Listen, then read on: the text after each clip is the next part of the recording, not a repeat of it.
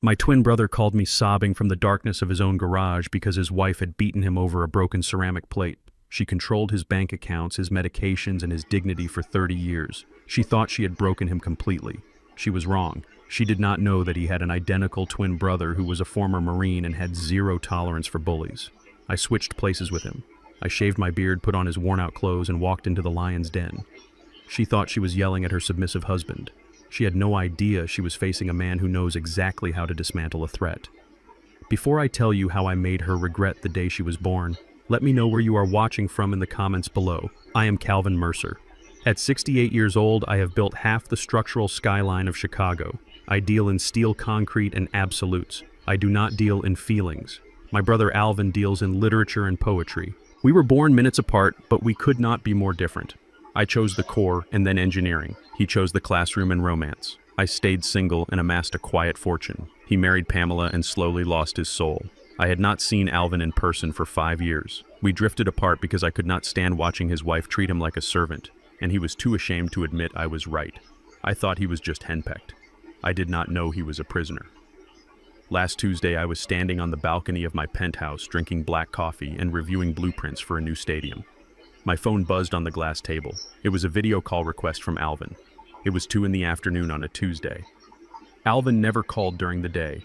Pamela did not allow him to use the phone when she was awake. I accepted the call. The face staring back at me was my own, but it was ruined. It was a version of me that had been chewed up and spit out. He was huddled in the corner of a dark garage sitting on a pile of old newspapers. The light from the phone screen highlighted a purple bruise swelling explicitly over his left eye. A thin line of dried blood ran from his split lip down to his chin. He was trembling so hard the image on my screen shook violently. He did not say hello. He just looked at me with one good eye and whispered that he wanted to die. He said he had a bottle of sleeping pills in his hand and he was ready to swallow them all because he could not take another day. I did not offer him pity. Pity is useless. Pity is what got him into this mess. I put down my coffee cup and used my command voice. I told him to put the bottle down. I demanded a sit rep. I needed to know exactly what happened. Alvin took a breath that sounded like a rattle in his chest. He told me he was washing the dishes after lunch. His hands were shaking because of the medication Pamela forced him to take. A decorative plate slipped. It shattered. Pamela did not scream. She just walked over and backhanded him across the face with her diamond ring. The metal cut his lip. Then she pushed him. He fell against the counter and hit his eye. She told him he was a clumsy parasite. She told him that the plate was worth more than his life. Then she locked him out of the house and told him to sleep in the garage until he learned how to be useful. I felt a cold rage spreading through my chest. It was the same feeling I used to get before a combat patrol. I asked him about his finances. I asked why he did not just check into a hotel. Alvin laughed, and it was the sound of a broken man. He reached into his pocket and pulled out a single crumpled $10 bill. He told me this was his allowance for the week. Pamela had power of attorney. She convinced him to sign it 5 years ago when he had a mild bout of pneumonia. She told him it was for his own good. Now she controlled his pension, his savings, and the deed to the house our parents left him. She gave him $10 a week and checked his receipts. If he bought a candy bar without permission, she cut the allowance to $5. I looked at the $10 bill and then at his bruised face. My brother was a hostage. He was a man who had taught Shakespeare to thousands of students reduced to hiding in a garage with $10 and a death wish. I made a decision instantly. I told him to listen to me very carefully. I told him to stand up. I told him to find his car keys. He said she kept the keys to his sedan, but he had the spare key to the old pickup truck hidden in the tool chest. I told him to get in that truck and drive north. I told him to drive straight to Chicago. I told him not to pack a bag. I told him not to leave a note. I told him to just drive. Alvin tried to argue. He was terrified she would call the police. He was terrified she would report the truck stolen. I cut him off. I told him that if he did not get in that truck right now, he would be dead by next week and I would be the one planning his funeral.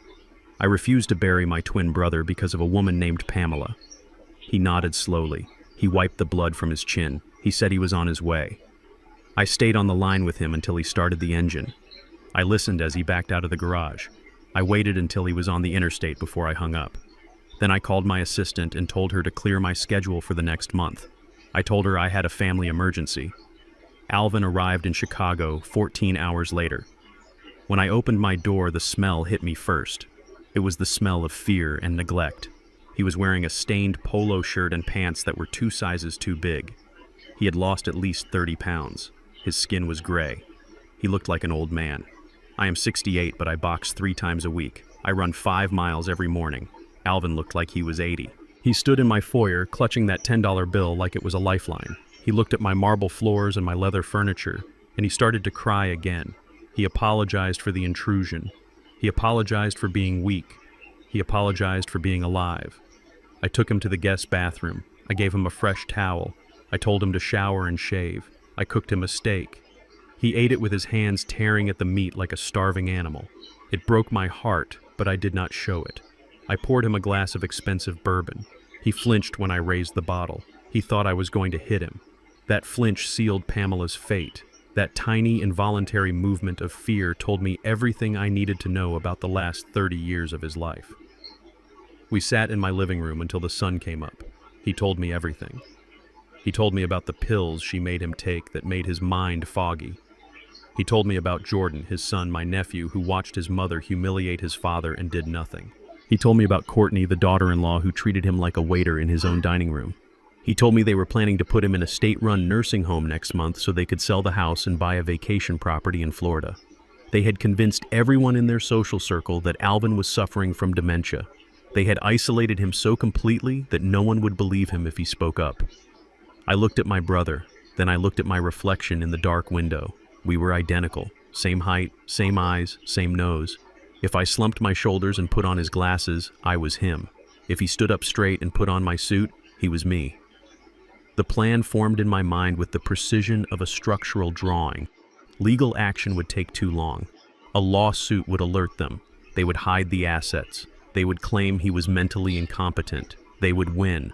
The law is slow, but justice needs to be fast. I stood up. I walked over to the mirror. I took off my Rolex. I took off my tailored jacket. I unbuttoned my shirt. I told Alvin to stand up. I told him to take off his clothes. He looked confused. He asked me what I was doing. I told him we were going to play a game. I told him he was going to stay here in my penthouse. He was going to eat my food, sleep in my bed, and recover.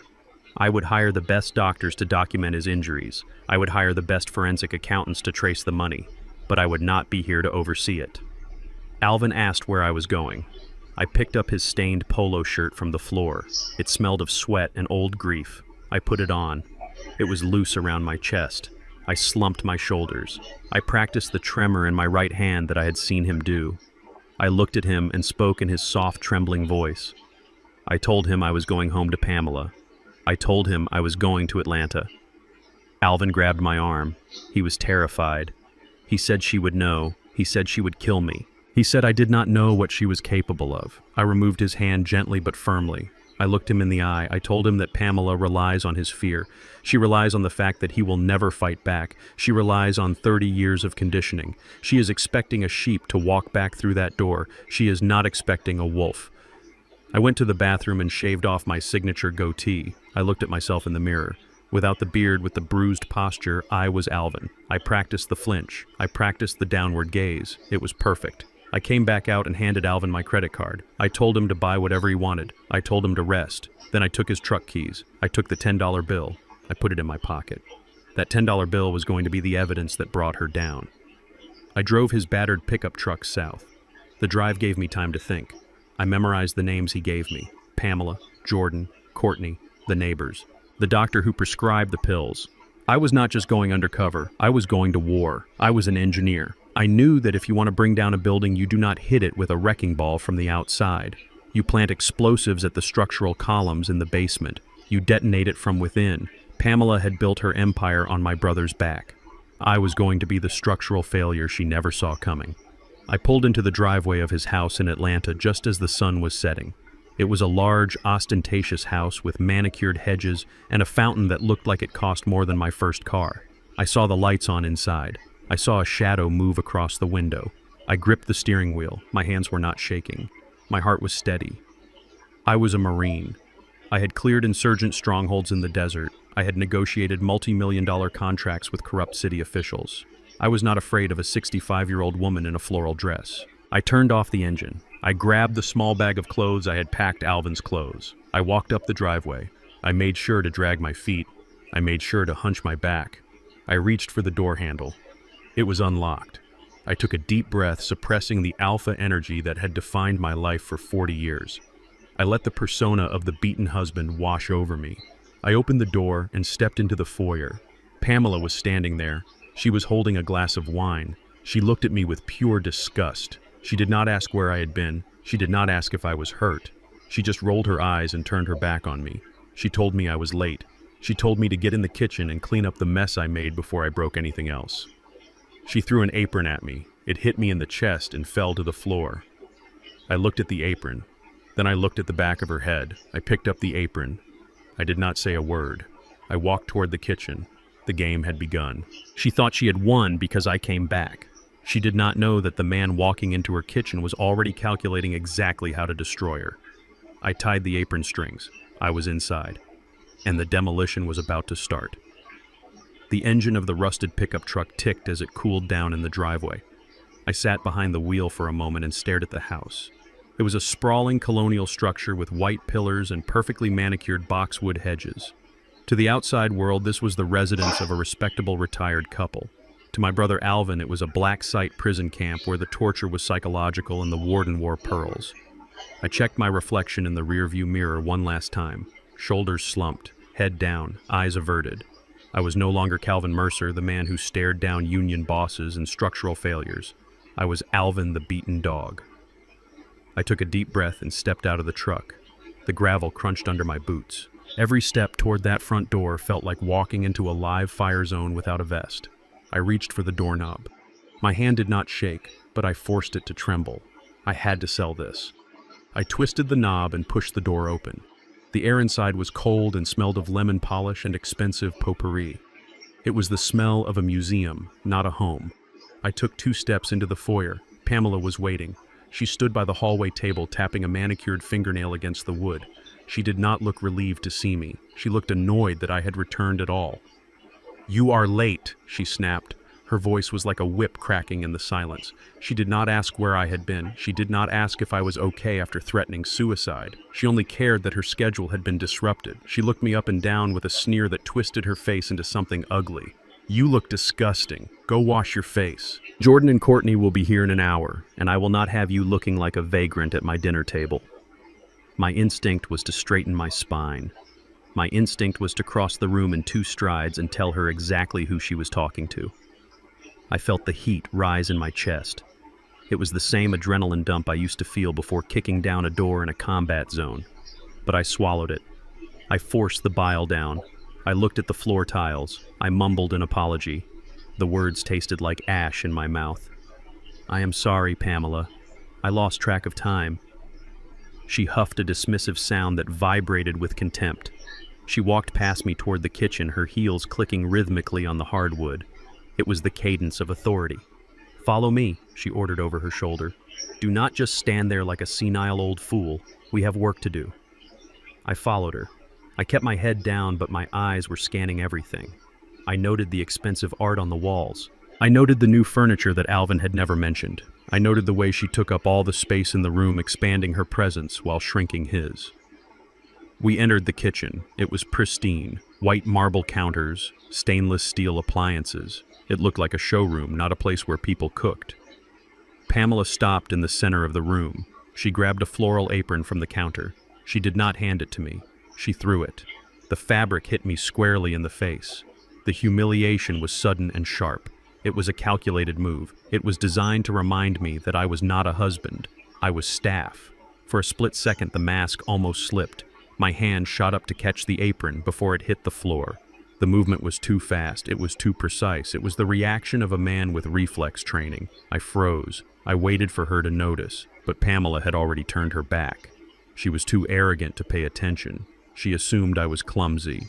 She assumed I was slow. She did not see the predator standing 3 feet behind her. "Tie that on," she commanded. "The potatoes need peeling. The roast needs basting. And for God's sake, try not to cut your fingers off this time. We cannot afford another emergency room bill. I cannot believe you broke that plate earlier. Do you know how much that cost?" It was an antique. But of course you do not care. You do not contribute a dime to this household, so you do not understand the value of things. I tied the apron around my waist. The knot felt like a noose. I walked to the sink. There was a pile of potatoes waiting. I picked up the peeler. My grip tightened on the handle. I looked at the back of her neck as she adjusted a flower arrangement. It would be so easy to end this right now. It would be so easy to tell her the truth. But that would not be justice. That would just be a confrontation. I needed to destroy her world, not just her evening. I needed evidence. I needed to see exactly how deep the rot went. I started peeling. I forced my hands to be clumsy. I let the peeler slip. I let the skins fall on the floor. Pamela turned around and sighed. "Look at you," she said. "Useless. Absolutely useless. I do not know why I put up with you. I suppose I am just too kind-hearted. I give, and you just take." She walked over to a cabinet and pulled out a prescription bottle. The sound of the pills rattling inside was loud in the quiet kitchen. "It is time for your medicine," she said. Her voice changed. It became saccharine. Fake sweet. It was the voice one uses for a child or a dog. "You missed your afternoon dose because you ran away. We have to double up now. We do not want you getting confused again, do we?" She shook 2 blue pills into her palm. She held them out to me. I looked at the pills. Alvin had told me about these. He said they made him feel like he was walking underwater. They made his hands shake. They made his memory blur. They were not medicine. They were chemical restraints. I wiped my hands on the apron. I reached out. My hand trembled. This time the tremor was fake, but the rage fueling it was real. I took the pills. "Open up," she said. She wanted to watch me swallow them. I placed the pills on my tongue. I took the glass of water she offered. I took a large gulp. But I did not swallow the pills. I slid them under my tongue, pressing them into the soft tissue, a trick I learned in the field to avoid ingesting questionable local remedies while maintaining diplomatic relations. "Good boy," she said. She actually patted my cheek. Her hand was cold. The ring on her finger scratched my skin. It was the same ring she had used to cut Alvin's lip. The urge to grab that hand and twist it until the bones snapped was overwhelming. My heart hammered against my ribs. I turned back to the sink quickly so she would not see the fire in my eyes. "Now finish the potatoes," she said. "Jordan and Courtney will be here soon." "Courtney is bringing her mother. I want everything perfect.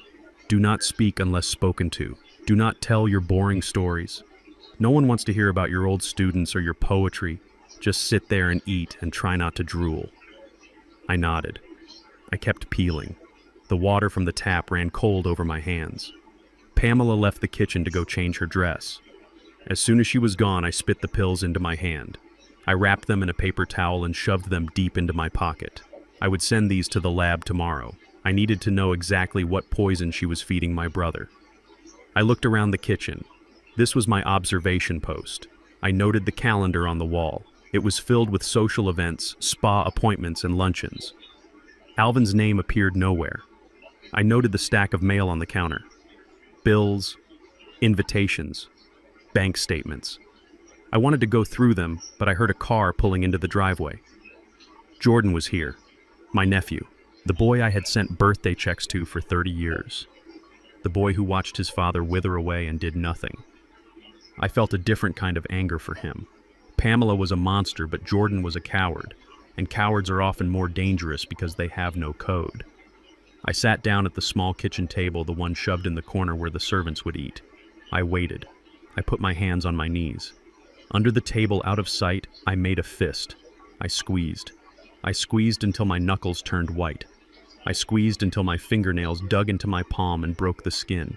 The sharp sting of pain grounded me. It reminded me that I was real. It reminded me that I was strong.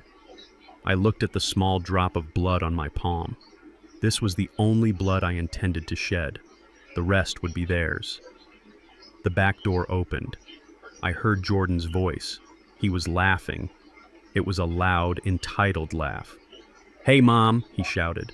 "Is the old man behaving himself today, or do we need to put him in a kennel?" Courtney giggled. The sound was high-pitched and cruel. I stayed seated. I did not turn around. I stared at the wall. Let them laugh.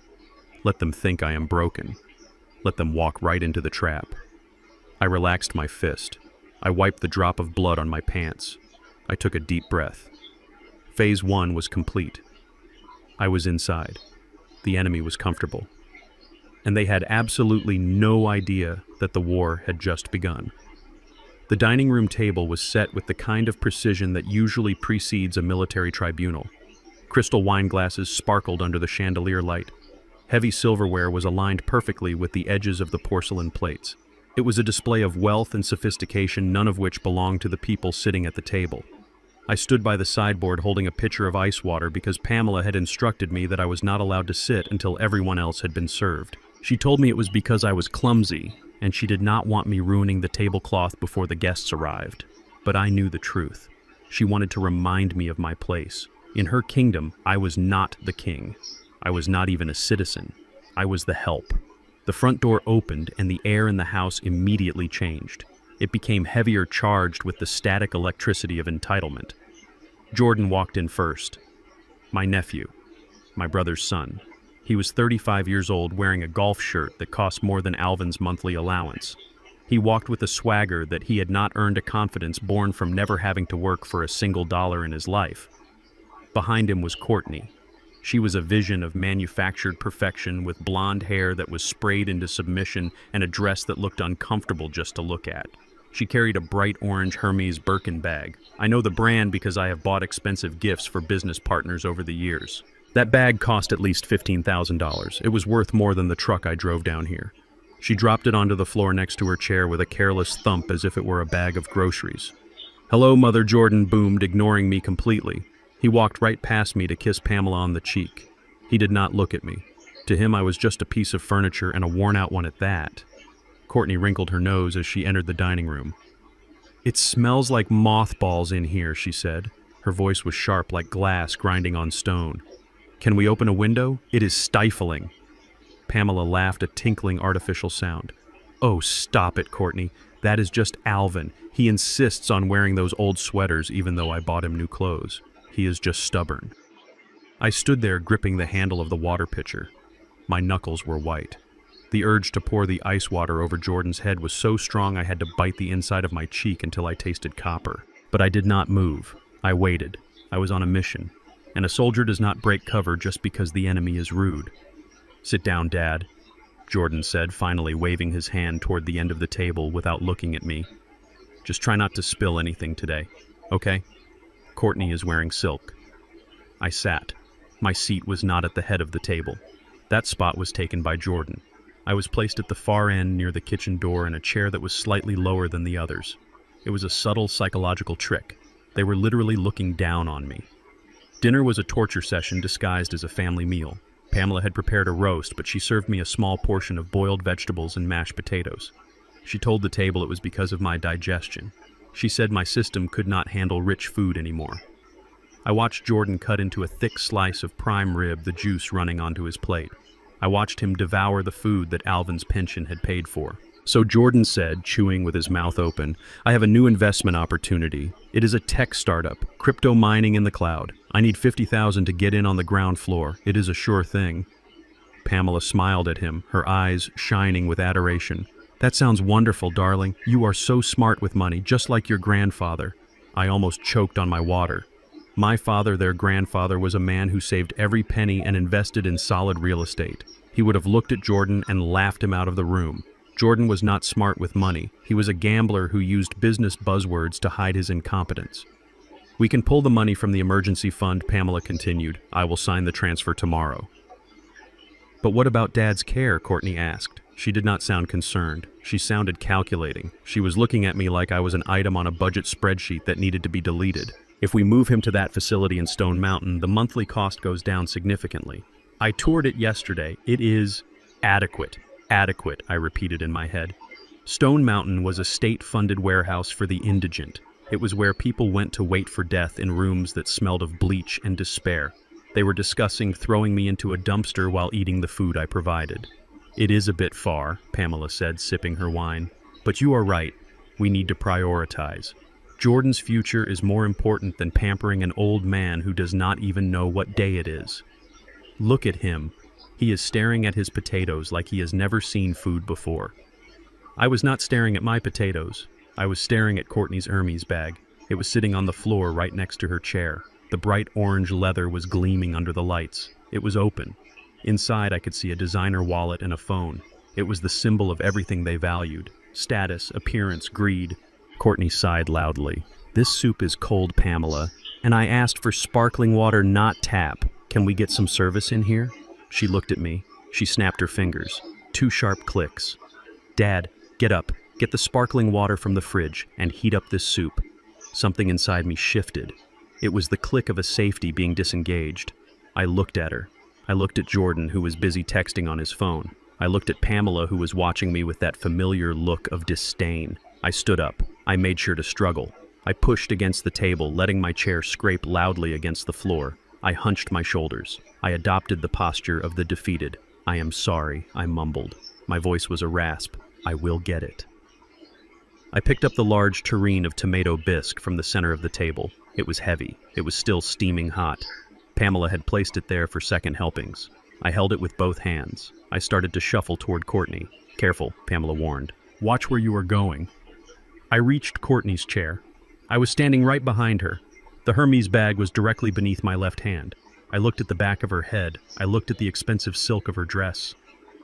I allowed the tremor to start. It began in my fingertips, a subtle vibration that I had practiced in the mirror for hours. I let it travel up my arms. I let the heavy ceramic bowl shake. "Whoa, watch it," Jordan said, looking up from his phone. It happened in slow motion. I pretended to stumble. My foot caught on the leg of Courtney's chair. I lurched forward. I released my grip on the left side of the tureen. Gravity took over. The bowl tipped. A waterfall of thick, red-hot tomato bisque poured out. It did not hit Courtney. That would have been assault. It hit the floor, directly into the open mouth of the $20,000 Hermes Birkin bag. The sound was a wet, heavy splash. The soup filled the bag like a bucket. It overflowed, coating the orange leather in a thick, oily red sludge. It splattered onto Courtney's shoes. For 3 seconds, there was absolute silence. Then the screaming started. Courtney shrieked like a banshee. She jumped up, knocking her chair over. "My bag! My bag! You stupid old man! You ruined my bag!" She dove for the bag, plunging her hands into the hot soup to retrieve her phone. Her hands came up covered in red slime. She looked at me with eyes that wanted to kill. Jordan stood up, his face purple. "Are you crazy? Are you blind? That bag cost more than your life." Pamela was on her feet, grabbing napkins, trying to blot the soup that was soaking into the Persian rug. "You idiot! You clumsy, useless idiot! I told you not to touch anything." I stood there, clutching the empty tureen. I let my jaw hang open. I made my eyes wide with fake terror. "I am sorry," I stammered. I tripped. My hands, they just let go. "Get out of my sight!" Courtney screamed. She was crying now, actual tears over a leather accessory. "Get him out of here before I strangle him." "Go to the garage," Pamela yelled. "Go, and do not come back in until I tell you." I backed away. I kept my head down. I looked terrified. But as I turned toward the kitchen door, I allowed myself a single small smile that they could not see. The dinner was ruined. The mood was destroyed. The financial loss was significant. But more importantly, I had seen something crucial. When the soup hit the bag, Courtney didn't check on her husband. Jordan didn't check on his mother. They all scrambled for the money. They were not a family. They were a corporation of greed, and I had just caused a market crash. I walked into the kitchen and put the tureen in the sink. I could still hear Courtney screaming in the dining room. I grabbed a piece of bread from the counter and a bottle of water. Then I opened the door to the garage. It was cold in the garage, but I did not feel it. I felt the warmth of victory. I sat down on the cot Alvin slept on. I took a bite of the bread. It tasted better than the prime rib they were eating. I pulled my phone out of my pocket. I opened the app connected to the hidden cameras I had installed that morning. I watched the feed from the dining room. They were still arguing. Courtney was wiping her bag, sobbing that it was ruined forever. Jordan was yelling at Pamela for letting me live in the house. And then I heard it. The sentence that changed the mission from a rescue to an execution. Jordan slammed his hand on the table. "We cannot wait until next month, Mom. We need to get rid of him now. If he ruins one more deal or breaks one more thing, I am done. We need to declare him incompetent by Friday." I know a judge who owes me a favor. We can bypass the medical exam if we pay him enough. Pamela nodded. She looked at the red stain on the rug. Do it, she said. Get the papers ready. I will drug his tea heavily on Thursday night. He won't even know what he is signing. I turned off the phone screen. The darkness of the garage wrapped around me. Friday. They were going to make their move on Friday. Today was Tuesday. I had 3 days. I finished my bread. I stood up and walked over to Alvin's workbench. I picked up a heavy wrench and weighed it in my hand. Not for violence, for building. I was an engineer, and I had 3 days to construct a trap that they would never be able to escape. You want to declare war on Friday? I whispered to the empty garage. Fine, but you should have checked the enemy's resume first. I lay down on the cot and closed my eyes. I slept like a baby, because on Friday the Mercer family was going to have a reckoning, and I was going to be the judge, jury, and executioner. Wednesday morning began with the ritual of poverty. I stood in the kitchen wearing my brother's frayed cardigan, waiting for my allowance like a child waiting for lunch money. Pamela sat at the granite island reviewing the credit card statement with a gold pen. She looked up at me over the rim of her reading glasses. Her expression was a mix of pity and annoyance, the kind one reserves for a stray dog that refuses to leave the porch. She reached into her purse and pulled out a $10 bill. She did not hand it to me. She slid it across the counter. It stopped near the edge, dangerously close to falling off. Here is your money for the week, Alvin, she said. Try to make it last this time. I saw a receipt for a chocolate bar in your pocket last week. You know sugar is bad for your joints. If I find another receipt like that next week, it will be $5.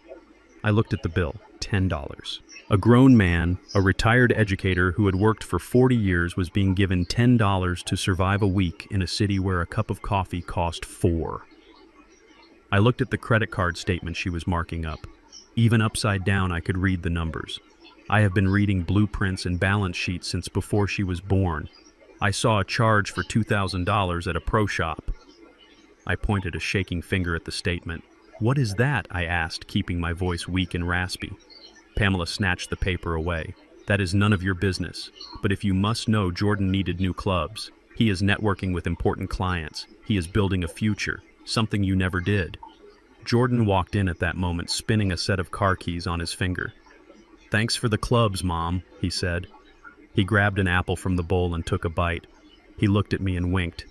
Don't spend that $10 all in one place, Dad. Maybe you can buy a clue with it. They both laughed. It was a casual cruelty that made my blood run cold. I picked up the $10 bill. I folded it neatly. I placed it in my pocket. I did not say thank you. I turned and walked to the garage. I got into the truck and drove straight to the bank. It was the main branch of First National, the bank where my parents had opened their accounts 50 years ago. The bank where Alvin's life savings were supposed to be secure. I parked the truck and sat for a moment. I needed to switch gears. Inside that house, I was the victim. But in the financial world, I was a predator. I checked my reflection. I looked old and tired, but my eyes were sharp. I was about to walk into a building designed to intimidate people, and I was going to turn it into my personal command center. I walked into the lobby. The air conditioning was freezing. The marble floors echoed with the sound of my cheap shoes. I approached the teller counter. The young woman behind the glass looked at my clothes, then at my face. She sighed. "Can I help you, sir?" she asked. She spoke loudly and slowly, articulating every syllable as if I were deaf or stupid. "Do you have an account with us?" I leaned against the counter. "I need to see the branch manager," I said. My voice was low but steady. She blinked. "Mr. Henderson is very busy, sir. If you want to make a withdrawal, I can help you here. Do you have your ID? I need to see Mr. Henderson," I repeated.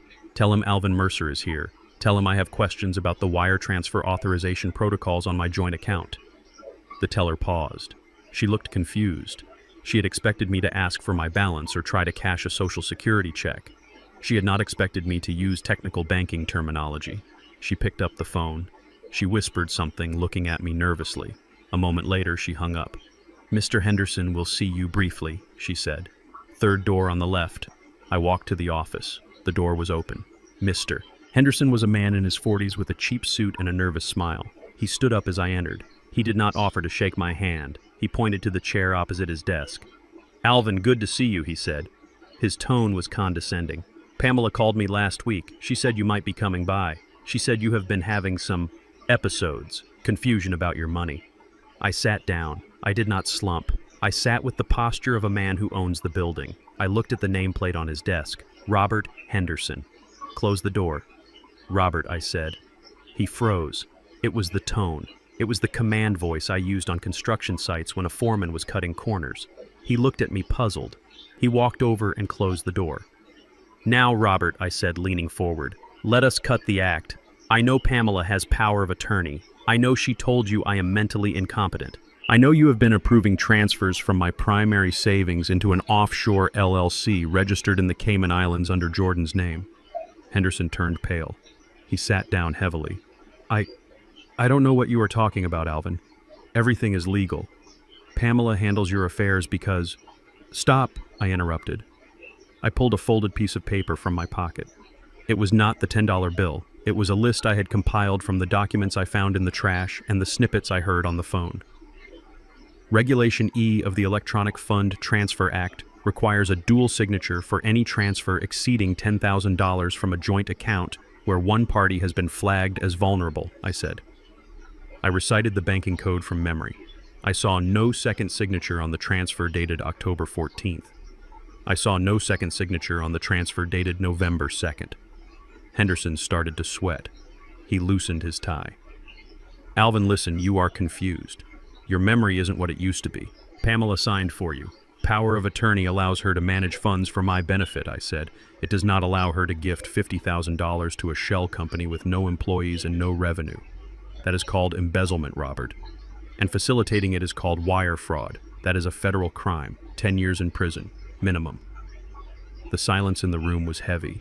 The air conditioner hummed, but Henderson was sweating profusely. He looked at the phone. He was thinking about calling security. He was thinking about calling Pamela.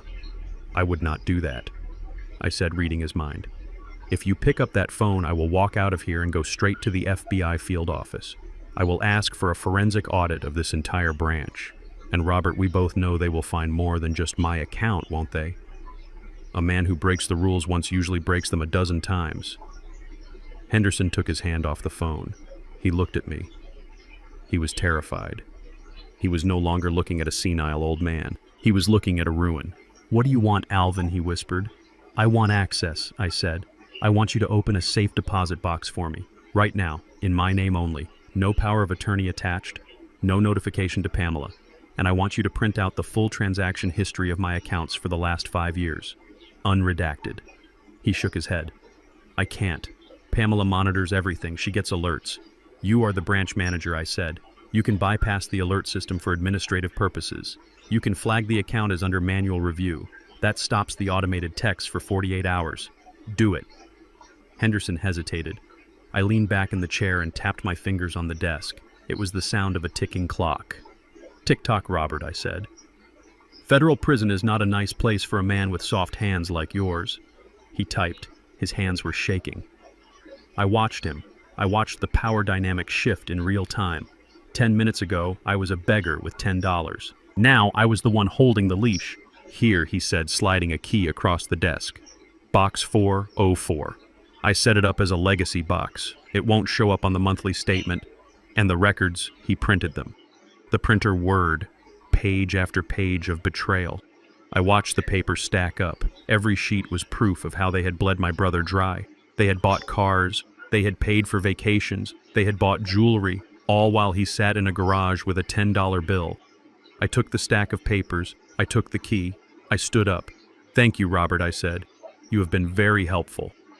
One more thing, he said. His voice was trembling. Please don't tell Pamela. She is a difficult woman. I smiled. It was a cold, shark-like smile.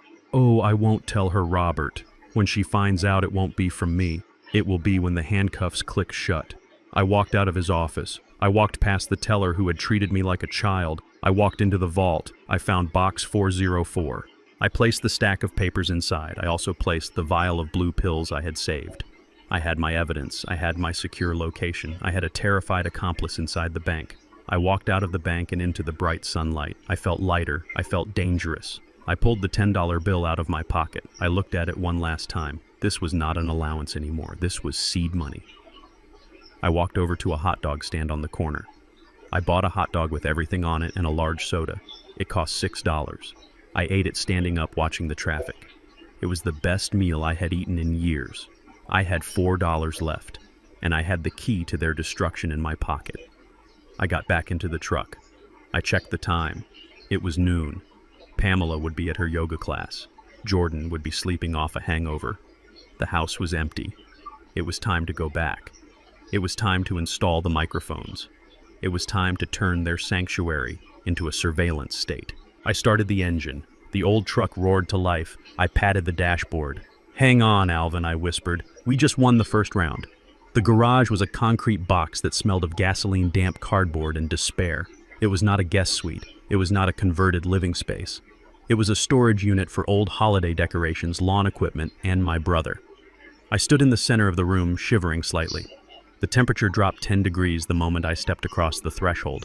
There was no insulation, no heater, just a single bare bulb hanging from the ceiling, casting harsh, long shadows against the oil-stained walls. I looked at the corner where Alvin had spent his last 5 years. It was a cot pushed up against a stack of winter tires. The mattress was thin, stained, and smelled of mildew. There was a small space heater, but the cord had been cut. I picked up the severed end. The copper wire gleamed in the dim light. It was a clean cut. Pamela had not just unplugged it, she had destroyed it. She wanted him cold. Cold keeps people docile. Cold keeps people focused on survival rather than rebellion. I sat down on the cot. The springs groaned under my weight. I looked around at the tools hanging on the pegboard. Hammers, screwdrivers, wrenches. They were pristine. Alvin was not a handyman. He was a scholar. He loved books, not socket sets. But looking at the workbench, I noticed something. The large red toolbox on the bottom shelf was covered in dust except for the handle. The handle was clean. Someone had been touching it recently. I walked over and knelt down. I opened the heavy metal latches. Inside, there were no wrenches. There was a stack of spiral-bound notebooks, cheap drugstore notebooks with wire bindings that were bent out of shape. I pulled the top one out. The cover said 2019. I opened it. The handwriting was shaky, but I recognized it immediately. It was Alvin's scrawl, the same handwriting that used to grade papers on Elizabethan poetry. But the words were not poetry. They were a chronicle of hell. January 3rd. It was freezing today. I asked Pamela if I could turn up the thermostat. She told me that heat is expensive and I do not pay the bills. She told me to wear another sweater.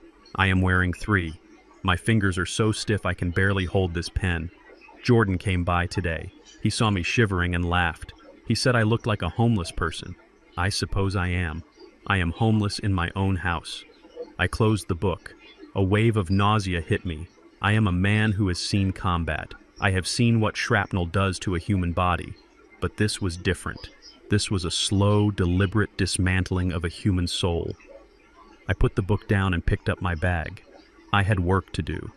I was not going to cry over these pages. I was going to use them as fuel.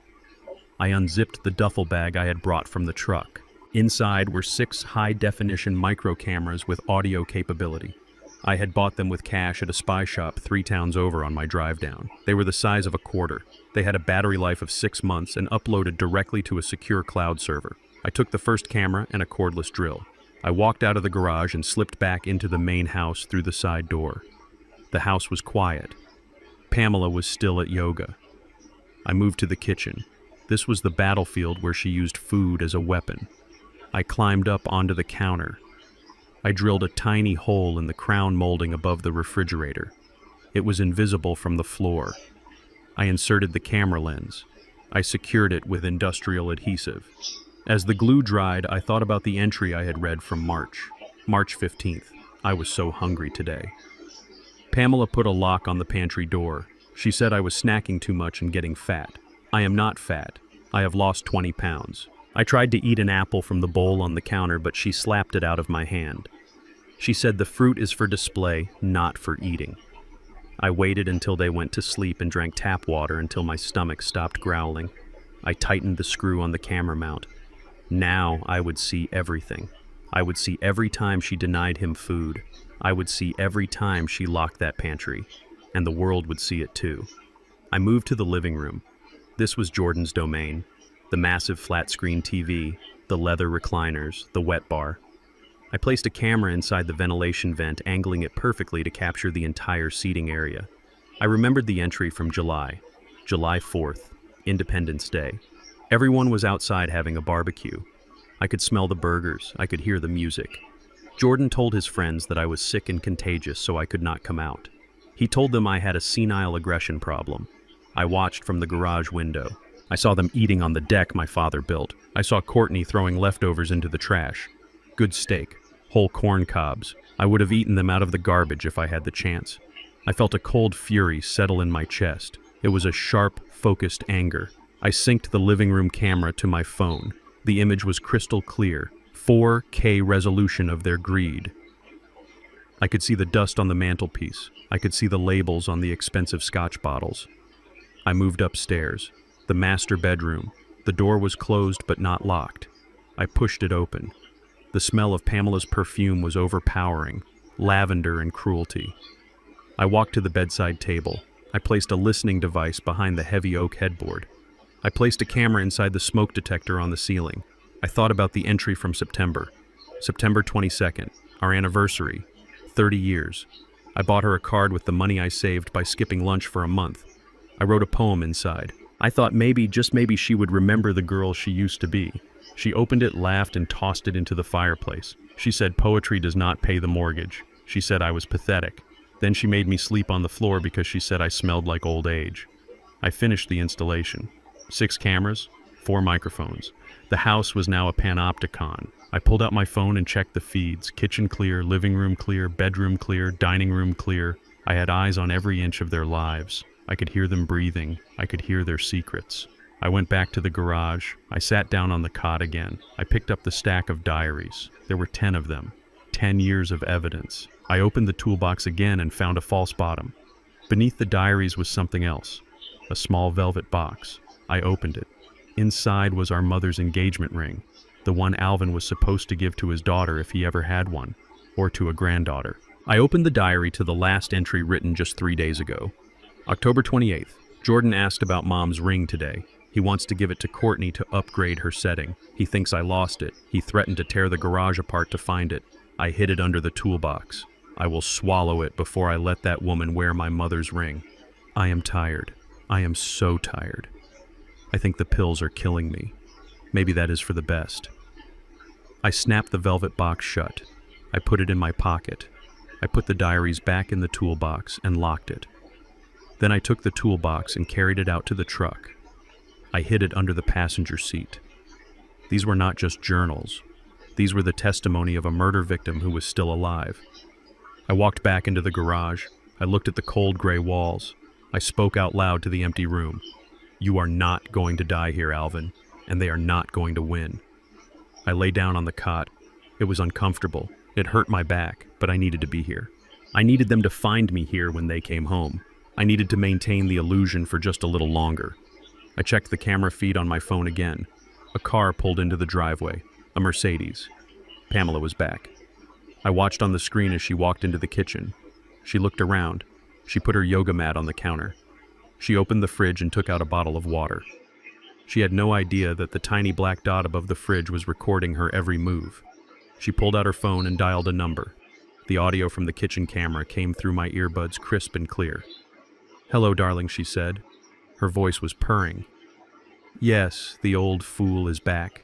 He is in the garage. I think the new medication is working. He is docile. He barely speaks. Yes, I checked the accounts. The transfer went through. We are rich, baby. Just a few more weeks and we can dump him at the state home and fly to Cabo." I lay in the dark garage listening to her plan her own demise. She was talking to her lover. She was confessing to embezzlement. She was conspiring to abandon a vulnerable adult. And I had it all in 4K stereo sound. I closed my eyes. I let the cold of the garage seep into my bones. Let them think I am freezing. Let them think I am weak. The colder it gets in here, the hotter the fire is going to be when I burn their kingdom to the ground. Tonight for dinner, she would probably give me leftovers. She would probably yell at me. She might even hit me again. I welcomed it. Every insult was a data point. Every slap was a pixel in the picture I was painting for the jury. I rolled over on the thin mattress and pulled the scratchy blanket up to my chin. I was not Calvin Mercer, the billionaire engineer. I was Alvin Mercer, the prisoner. But unlike Alvin, I had the key to the cell. And on Friday, at the anniversary party, I was going to unlock the door and let the monster out. But the monster would not be me. The monster would be the truth. And it was going to eat them alive. The bottle rattled in Pamela's hand. It was a distinctive sound. It was the sound of a jailer locking a cell door. It was Thursday night. The kitchen was dim lit only by the under-cabinet lights that cast a clinical glow on the granite countertops. I sat at the small table in the corner, my hands resting on my knees, waiting for the ritual. Pamela stood by the sink, filling a glass with tap water. She did not use the filtered water from the fridge for me. That was for the family. Tap water was for the dog and for Alvin. She walked over to me, her heels clicking on the tile. In her palm lay 2 blue pills. They were small, oval, and innocuous looking. To the untrained eye, they looked like allergy medication or a mild pain reliever, but I knew better. I'd spent the afternoon researching the imprint code on the side of the pills I had saved from yesterday. They were a high-dose antipsychotic medication used to treat severe schizophrenia and mania. The side effects for a healthy person included confusion, memory loss, tremors, muscle rigidity, and sedation. She was not just drugging my brother. She was chemically lobotomizing him. She was erasing his personality 1 milligram at a time so she could manage him like a piece of livestock. "Here we go, Alvin," she said. Her voice was dripping with fake concern. "It is time for your vitamins. You know how grumpy you get when you miss a dose. We want you to sleep well tonight. Jordan is bringing a business partner over for breakfast tomorrow, and I do not want you wandering around looking like a ghost." I looked at the pills in her open palm. I looked at her face. She was smiling, but her eyes were cold. It was the face of a woman who had convinced herself that her cruelty was actually mercy. She truly believed she was doing what was necessary to maintain her lifestyle. I reached out with a trembling hand. I had perfected the tremor now. It was a rhythmic shaking of the wrist that made it difficult to grasp small objects. I fumbled with the pills. One of them slipped from my fingers and fell onto the table. "Oops," I mumbled. My voice was thick, imitating the slurred speech she expected. "Clumsy," she hissed. She picked up the pill and shoved it back into my hand. "Just put them in your mouth. Do I have to feed you like a baby?" I put the pills in my mouth. I lifted the glass of lukewarm tap water to my lips. I took a large gulp. I tilted my head back. I made a swallowing motion. I let out a soft exhale as if the water had washed them down. "Open," she commanded. I opened my mouth. I lifted my tongue. The pills were gone. "Good," she said. She patted my shoulder. It was a touch that made my skin crawl. "Now go to the garage, go to sleep, and do not make a sound until I come get you in the morning." I shuffled out of the kitchen. I kept my head down. I dragged my feet, but the moment the door to the garage clicked shut behind me, I straightened up. I spat the 2 blue pills into my hand. They were starting to dissolve slightly, the bitter coating tasting like battery acid. I wiped my tongue on my sleeve. I wrapped the pills in a tissue and shoved them into a hollow space inside the wall frame where I had hidden the others. I sat down on the cot. My heart was beating slow and steady. This was not fear. This was preparation. Tonight the game changed. Tonight I was going on the offensive. I checked my watch. It was 9 o'clock. Pamela usually stayed up until 11, watching reality television and drinking white wine. Then she would pass out. I needed to wait. I reached into my duffel bag. During my trip to the pharmacy earlier that day, under the pretense of buying scouring pads for the floor, I had purchased a bottle of vitamin B12. The tablets were almost identical in size and shape to the poison she was feeding me. I had also bought a small file and some blue food coloring. I spent the next 3 hours working with the precision of a surgeon. I filed the vitamin tablets down until they matched the oval shape of the antipsychotics. I diluted the food coloring and carefully painted them until they were the exact shade of medical blue. It was tedious work. It required a steady hand and infinite patience. But I had plenty of both. By midnight, I had 30 fake pills that looked exactly like the chemical weapon Pamela kept on her nightstand. At 2 in the morning, the house was silent. I checked the camera feed on my phone. The living room was empty. The kitchen was dark. The camera in the master bedroom showed Pamela asleep. She was lying on her back, mouth open, snoring softly. The bottle of pills was sitting on the nightstand right next to her phone and a half-empty glass of wine. I stood up. I took off my shoes. I moved in my socks. I opened the garage door. It squeaked slightly. I froze. I waited. 10 seconds. 20 seconds. No movement from the house. I slipped into the kitchen. The air was cool. The refrigerator hummed. I moved through the shadows, avoiding the patches of moonlight that spilled through the windows. I knew where every creaky floorboard was. I had mapped them out during the day while I was cleaning. I stepped over the third board in the hallway. I skirted the edge of the rug where the floor was uneven. I reached the bottom of the stairs. This was the most dangerous part. The staircase was old wood. It groaned if you looked at it wrong. I stuck to the extreme edges of the steps where the wood was supported by the stringers. I moved one step at a time. Weight on the ball of the foot. Roll to the heel. Silence. I reached the top of the landing. The door to the master bedroom was ajar. I could hear the rhythmic sound of her snoring. It was a grating, wet sound. I crept toward the door. I pushed it open another inch. The hinges were well oiled. At least she maintained the house, even if she neglected her husband. I slipped inside the room. The smell of stale wine and heavy perfume hung in the air. I held my breath. I moved toward the nightstand. I was 3 feet away from the woman who had enslaved my brother. If she woke up now, if she saw me standing over her in the dark, the game would be over. She would scream, she would call the police, she would claim I was attacking her. I reached the nightstand. My hand hovered over the orange prescription bottle. I looked at her face. In sleep, she looked almost peaceful. It was a lie. Even her dreams were probably filled with avarice. I picked up the bottle. I did not make a sound. I unscrewed the cap. I poured the real pills into my left hand. I poured the fake pills from my pocket into the bottle. Then she moved. Pamela shifted. She let out a snort. She turned her head. Her eyes fluttered. I froze. I became a statue. I did not breathe. I did not blink. I lowered my center of gravity, ready to spring if needed. She mumbled something unintelligible, something about a reservation. Then she settled back into the pillow. Her breathing deepened again. I exhaled slowly through my nose. I screwed the cap back onto the bottle. I placed it exactly where it had been, aligning it with the water ring on the wood. I shoved the real pills into my pocket.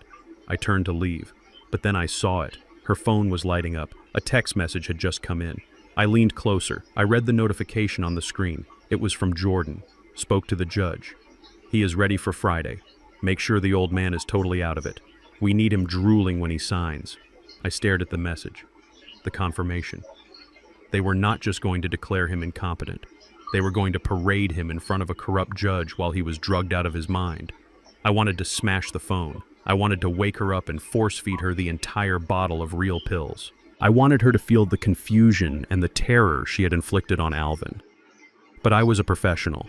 Revenge is a dish best served cold, and I was going to serve it frozen. I backed out of the room. I navigated the hallway. I descended the stairs. I returned to the garage. When the door latched behind me, I let out a breath I felt like I had been holding for an hour. I sat down on the cot. I looked at the handful of real pills in my hand. I walked over to the utility sink in the corner of the garage. I did not flush them. That would leave a trace. I crushed them into a fine powder. I mixed the powder with some old paint thinner I found on the shelf. I poured the toxic sludge into a container to dispose of later. I lay down on the mattress. For the first time in days, I felt a genuine smile tug at the corner of my mouth. Tomorrow morning, Pamela would wake up. She would give me the morning dose. She would expect me to be sluggish. She would expect my hands to shake. She would expect my mind to be a fog, but tomorrow the fog was going to lift. The vitamin B12 would kick in. My energy would return. My focus would sharpen. But I would not show it. Not yet. I would play the role of the invalid better than I ever had before. I would let her think the drugs were working. I would let her get confident. Overconfidence is the most dangerous enemy a soldier can face. And Pamela was drunk on it. I closed my eyes. I visualized the vitamin B12 entering my system. I visualized it repairing the damage she had done. I was rebuilding Alvin's body from the inside out right under her nose. Friday was coming. The judge was coming. The anniversary party was coming. And Calvin Mercer was ready. I slept for 3 hours. When I woke up, the sun was streaming through the dirty windows of the garage. I stood up and stretched. My joints felt loose. My head was clear. The door to the kitchen opened. Pamela stood there in her silk robe holding a cup of coffee. "Wake up, zombie," she called out. "Time for your medicine." I shuffled toward her. I hunched my back. I let my jaw hang loose. "Coming dear," I mumbled. I walked toward her, and for a fleeting second I imagined I was a wolf in sheep's clothing, walking toward a very foolish shepherd. She handed me 2 of my hand-painted vitamins. "Swallow," she said. I threw them back. I drank the water. I swallowed the energy. "Thank you, Pamela," I said. She did not hear the mockery in my voice. She only heard the obedience. She turned away satisfied. "You are welcome," she said. "Now go clean the patio, and try not to fall down." I walked out to the patio. I grabbed the broom. I started to sweep. My movements were strong. My grip was tight. I swept away the leaves, and with every stroke I imagined I was sweeping away her lies. The poison was gone. The clarity had returned. And with clarity came power. The country club was a fortress of limestone and manicured ivy designed to keep reality out. It was Friday afternoon, the day of the annual Founders Luncheon. Pamela had dressed me in one of Alvin's old tweed suits. It smelled of mothballs and defeat. It was a size too big, hanging off my shoulders to emphasize my frailty. She wanted me to look pathetic. She wanted me to be the visual aid for her martyrdom. "Look at poor Pamela," the whispers would say. "She is a saint for taking care of that senile old man." I sat in the passenger seat of the Mercedes as she drove.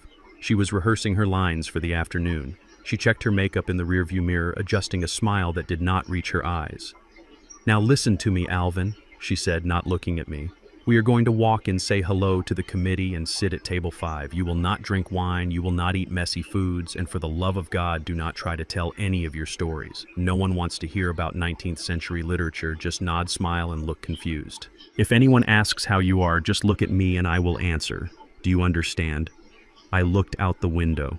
The vitamin B12 was surging through my veins. My mind was sharper than a razor blade. I felt the vibration of the engine through the seat. I felt the texture of the leather. I was fully present. "I understand, Pamela," I said softly. My voice was raspy but steady. She glanced at me, suspicious for a second, then dismissed it. "Good. Just try not to drool on the tablecloth." We arrived. The valet opened the door. I stepped out, making sure to stumble slightly. Pamela grabbed my elbow, her fingernails digging into my skin. It looked like support to the onlookers, but it was a pinch of warning. We walked into the grand ballroom. The air smelled of expensive perfume lilies and old money. The room was filled with the elite of Atlanta, men in suits that cost more than my brother's car, women who had spent fortunes stretching their faces to look young. They were vultures in silk. Pamela navigated the room like a shark in a feeding frenzy. She stopped to greet the club president, a man named Sterling, who had a handshake like a wet fish. "Pamela, you look radiant," Sterling said. "And this must be Alvin. How is he holding up?" Pamela sighed, a theatrical exhale of burden. "Oh, you know, good days and bad days. Mostly bad lately. His memory is fading so fast. It is like living with a stranger." I stood there blinking behind my glasses. I saw Sterling look at me with pity. I saw him dismiss me as a non-entity. "Hello, Sterling," I said. He looked surprised that I could speak. "Hello, Alvin. Good to see you out." "He does not really know who you are," Pamela interrupted quickly. "He thinks you are the gardener. Come along, Alvin." She pulled me away before I could respond. We moved through the crowd. I saw faces I recognized from Alvin's stories, people he had known for decades, people who had abandoned him the moment he lost his utility. Then I saw him, Professor Eldridge. He was an old colleague of Alvin's from the university, a man of integrity. He was sitting alone near the bar. He looked up and saw us. His face lit up. "Alvin," he called out. He stood up and started to walk toward us. "Alvin, my friend, I have not seen you in ages." Pamela stiffened. She gripped my arm harder. "Keep walking," she hissed. Eldridge stepped in front of us. He reached out a hand. "Alvin, it is me, Thomas. We used to share an office. How are you, old friend?" I opened my mouth to speak. I wanted to shake his hand. I wanted to tell him that I was not crazy, that I was trapped. But Pamela stepped between us. Her back was to me, blocking me from view. "Oh, Thomas, I am so sorry. He does not remember you. The dementia has been very aggressive this year. It upsets him to see faces he cannot place. Please just let him be." Eldridge looked over her shoulder at me. His eyes were sad. "But surely, Pamela, just a quick hello." He gets violent when he is confused, Pamela lied smoothly. Her voice was low, confidential. For your own safety, Thomas. Eldridge pulled his hand back. He looked at me one last time, shook his head, and walked away. I watched him go. I felt a cold fire ignite in my stomach. She was not just stealing his money, she was erasing his history. She was burying him while he was still breathing. We sat at table 5. It was a round table near the back. Jordan and Courtney were already there. Courtney was wearing a new dress undoubtedly bought with the money they stole this week. She ignored me completely. The luncheon began. The club president gave a speech about community and charity. It was hollow and boring. Waiters circulated with wine. Pamela put her hand over my glass when the waiter approached. "Just water for him," she said. "He spills." I sat there watching them eat lobster bisque. The irony was not lost on me. 2 days ago I had spilled soup to ruin a bag. Today I was denied soup to save a tablecloth. The conversation at the table turned to me. They talked about me as if I were not there. "We are finalizing the paperwork for the facility in Stone Mountain," Jordan said, tearing a piece of bread. "It is for the best. He wanders at night. It is dangerous." Courtney nodded, checking her reflection in a spoon. "It is so hard on you, Pamela. You are a saint to put up with it for this long. I would have put him in a home years ago." Pamela dabbed her mouth with a napkin. "I tried," she said. "I vowed to take care of him. But when the mind goes, the person you loved is gone. All that is left is a shell, a burdensome shell." The table nodded in sympathy. A woman across from us, a socialite with too much jewelry, looked at me and clucked her tongue. "Poor thing. Does he understand anything we are saying?"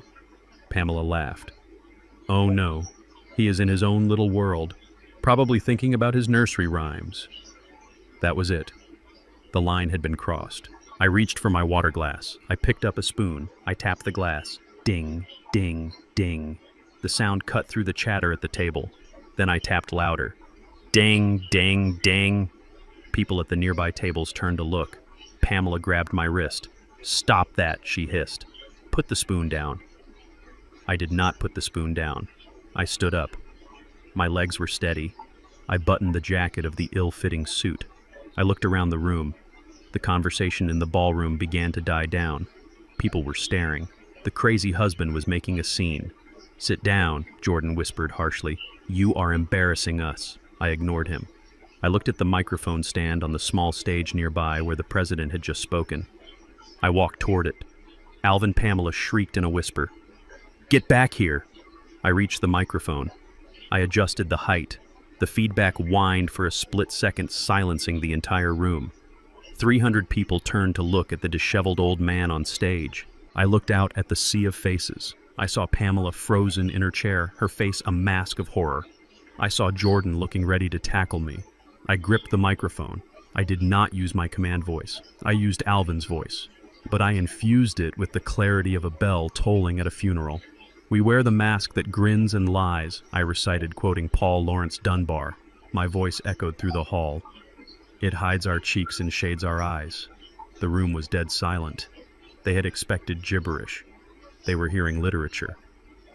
"My wife," I continued, gesturing to table 5, "says I live in my own world. Perhaps I do, because in my world loyalty still has value. In my world, family is not a business transaction." I saw Pamela standing up.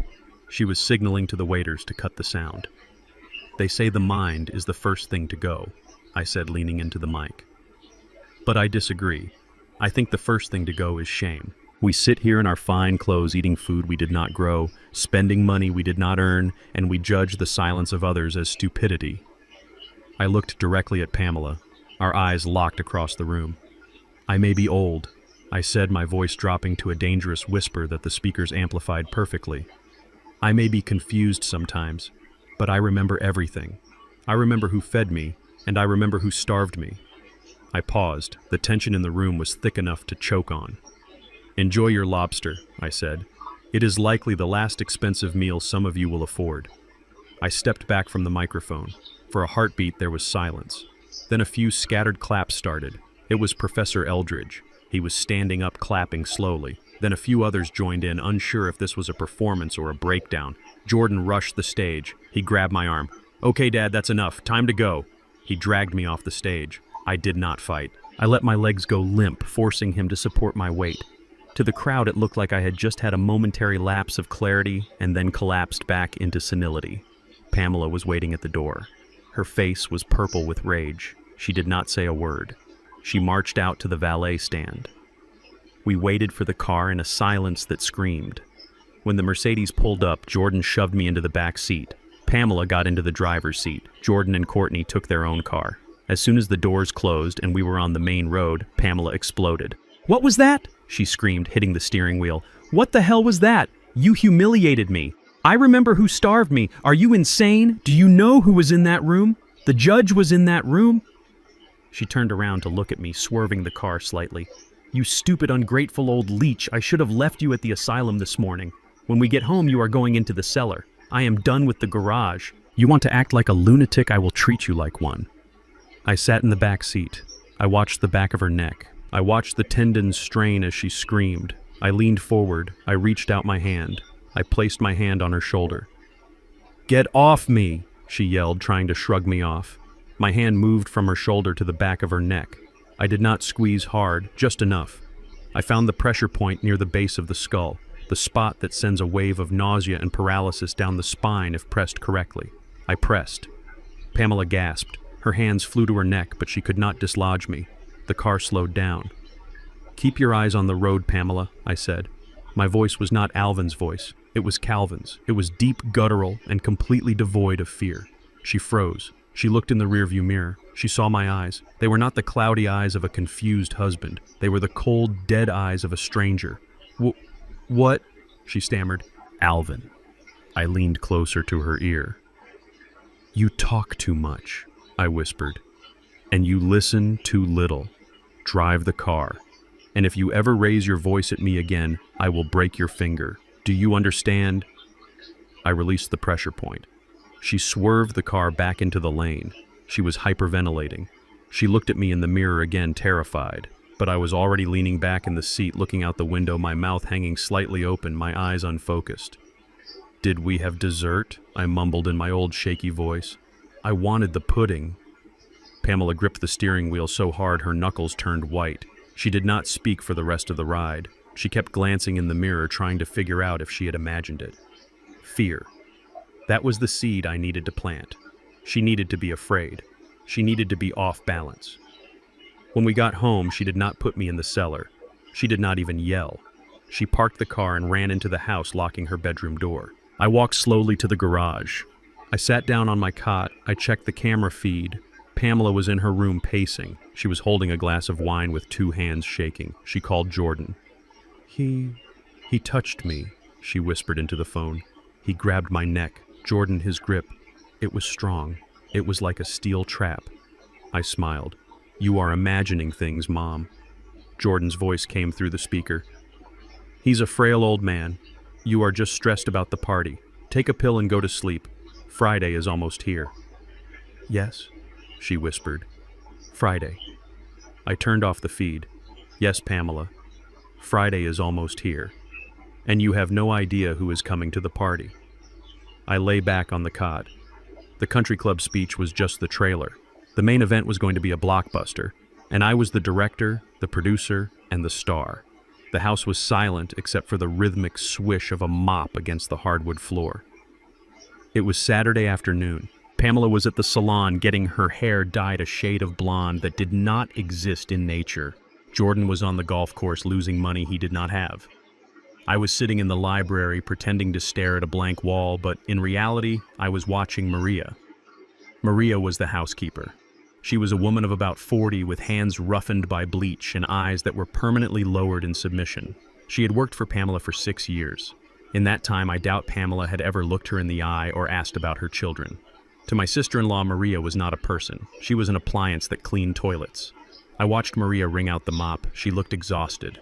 I saw her pause and rub her lower back. She looked at the family portrait hanging over the fireplace, the one of Pamela and Jordan smiling like sharks, and for a split second her mask slipped. I saw pure, unadulterated hatred in her eyes. That was the opening I needed. I knew Maria was the weak link in Pamela's security system. She had keys, she knew where things were hidden, but more importantly, she had been humiliated just as much as Alvin. and nothing bonds two people faster than a shared enemy. I waited until she moved into the library to dust the bookshelves. I stood up slowly. I walked over to the heavy oak doors and closed them. I turned the lock. The click echoed in the quiet room. Maria froze. She gripped the feather duster like a weapon. Her eyes went wide with fear. She thought the crazy old man was about to attack her. "Please, Mr. Alvin," she whispered, backing away. "I have to work. Mrs. Pamela will be angry if I am not done." I stopped. I stood up straight. I dropped the hunch in my back. I took off the thick glasses I wore to fake poor eyesight. I looked at her with the clear, sharp gaze of a structural engineer who spots a crack in the foundation. "Maria," I said. My voice was calm, deep, and completely lucid. "I am not going to hurt you, and I am not crazy." She blinked. She looked at my posture. She looked at my eyes. She was confused. The man standing before her was not the trembling invalid she had known for years. I walked over to the desk. I opened the drawer where I had stashed the envelope of cash I had withdrawn from the bank. I pulled out a stack of $100 bills, $5,000. I placed the stack on the leather desk pad. Maria stared at the money. It was probably 4 months of wages for her. "Sit down, Maria," I said. She hesitated, then sat on the edge of the sofa, never taking her eyes off me. "Mrs. Pamela says you are sick in the head," she whispered. "Mrs. Pamela is a liar," I replied. I picked up the money.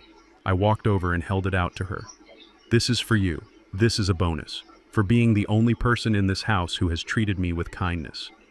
She did not take it. She shook her head. "If she finds out, she will fire me. She will call immigration." "She will not find out," I said, "because you are not going to tell her. And you are not going to tell her that I am not sick. You are going to help me take her down." Maria looked up at me. The fear was fading, replaced by curiosity. "Why?" she asked. "Why are you pretending?" "Because she is trying to kill me, Maria. She is feeding me poison. She is stealing my money. And she plans to throw me into a state home next week so she can sell this house." I saw the recognition in Maria's face. She knew. She had seen the pills. She had heard the conversations. She had probably found the documents in the trash. She had just been too scared to speak. I pressed the money into her hand. Her fingers closed around it. "I need the blue file," I said. "The one she keeps locked in the bottom drawer of the china cabinet in the dining room. The one she thinks nobody knows about." Maria gasped. "How do you know about that file?" "I know everything, Maria. I know she hides the key in the potted plant by the window. I know she checks it every Sunday night. I need that file tonight," I continued. "I need to photograph the documents inside. And then I need you to put it back exactly how you found it." Maria looked at the money, then at the door. I could see the calculation in her eyes. $5,000 could pay for her son's tuition. It could fix her car. But more than that, this was a chance to strike back at the woman who had belittled her every single day. She looked at me. A small, fierce smile appeared on her lips. "She calls me stupid," Maria said softly. "She says I do not understand English well, but I understand everything." I smiled back. "I know you do. That is why we are going to win. Will you help me?" Maria nodded. "Tonight," she said, "when she drinks her wine. She passes out hard." I unlocked the library door. Maria stood up, hid the money in her apron, and went back to dusting. When Pamela came home an hour later complaining about the traffic, Maria was scrubbing the baseboards, invisible and obedient. Pamela stepped right over her, never suspecting that the woman on her knees was now a soldier in my army. Night fell. The house was a tomb. Pamela had consumed her usual half bottle of Chardonnay and was snoring in the master bedroom. Jordan was out at a club. I sat in the dark kitchen waiting. At 2 a.m, a shadow appeared in the doorway. It was Maria. She was wearing her street clothes, ready to leave, but she had stayed behind for the mission. She held up a small brass key. We moved to the dining room. We did not turn on the lights. I used the flashlight on my phone, keeping the beam low to the ground.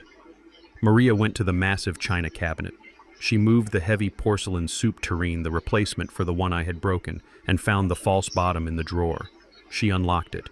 Inside lay a thick blue folder. My heart hammered against my ribs. This was it. The holy grail of Pamela's deceit. I carried the folder to the kitchen table. I opened it. Maria stood guard by the door, watching the stairs. I scanned the documents. My engineer's brain processed the information instantly. There was the original deed to the house. It was a joint tenancy with right of survivorship. That meant if Alvin died, Pamela got everything automatically. No probate, no will could contest it. But then I found something else. A document clipped to the back. It was a prenuptial agreement from 30 years ago. I remembered Alvin telling me about this, but Pamela had sworn she burned it. I read the clause on page 4. In the event of infidelity leading to divorce, the offending party forfeits all claims to the marital home and spousal support. I almost laughed out loud. Infidelity. Pamela had been sleeping with her lawyer David for 2 years. I had heard them on the phone. I had seen the texts. But I needed proof that would stand up in court. And then I found the smoking gun. Tucked into the back pocket of the folder was a handwritten ledger. Pamela was arrogant. She kept records of her own theft. It was a list of cash withdrawals and transfers labeled Project Freedom. January $10,000 transfer to Shell account. March $15,000 sale of Alvin's bonds. April $50,000 loan against the house equity. It was a confession written in her own handwriting. She was not just spending money. She was systematically liquidating Alvin's existence to build a nest egg for herself and Jordan. I pulled out my phone. I photographed every single page. The flash was too risky, so I used the steady beam of the flashlight, ensuring every number and signature was legible. Click. Click. Click. I was capturing the evidence that would send her to prison. "Hurry," Maria whispered. I heard a noise upstairs. I froze. I switched off the flashlight. We stood in the pitch black. The floorboards above us creaked. Someone was walking. It was Jordan. He must have come home early and passed out, but now he was awake. I heard the heavy thud of his footsteps moving toward the bathroom. Then the toilet flushed. Then the footsteps returned to his bedroom. A door slammed. Silence returned. I let out a breath. I finished photographing the last page. I closed the folder. "Put it back," I whispered to Maria. Exactly as it was. She took the folder. Her hands were steady. She was no longer just a maid. She was a spy. She locked the drawer. She hid the key back in the plant soil. We went back to the kitchen. "You did good, Maria," I said.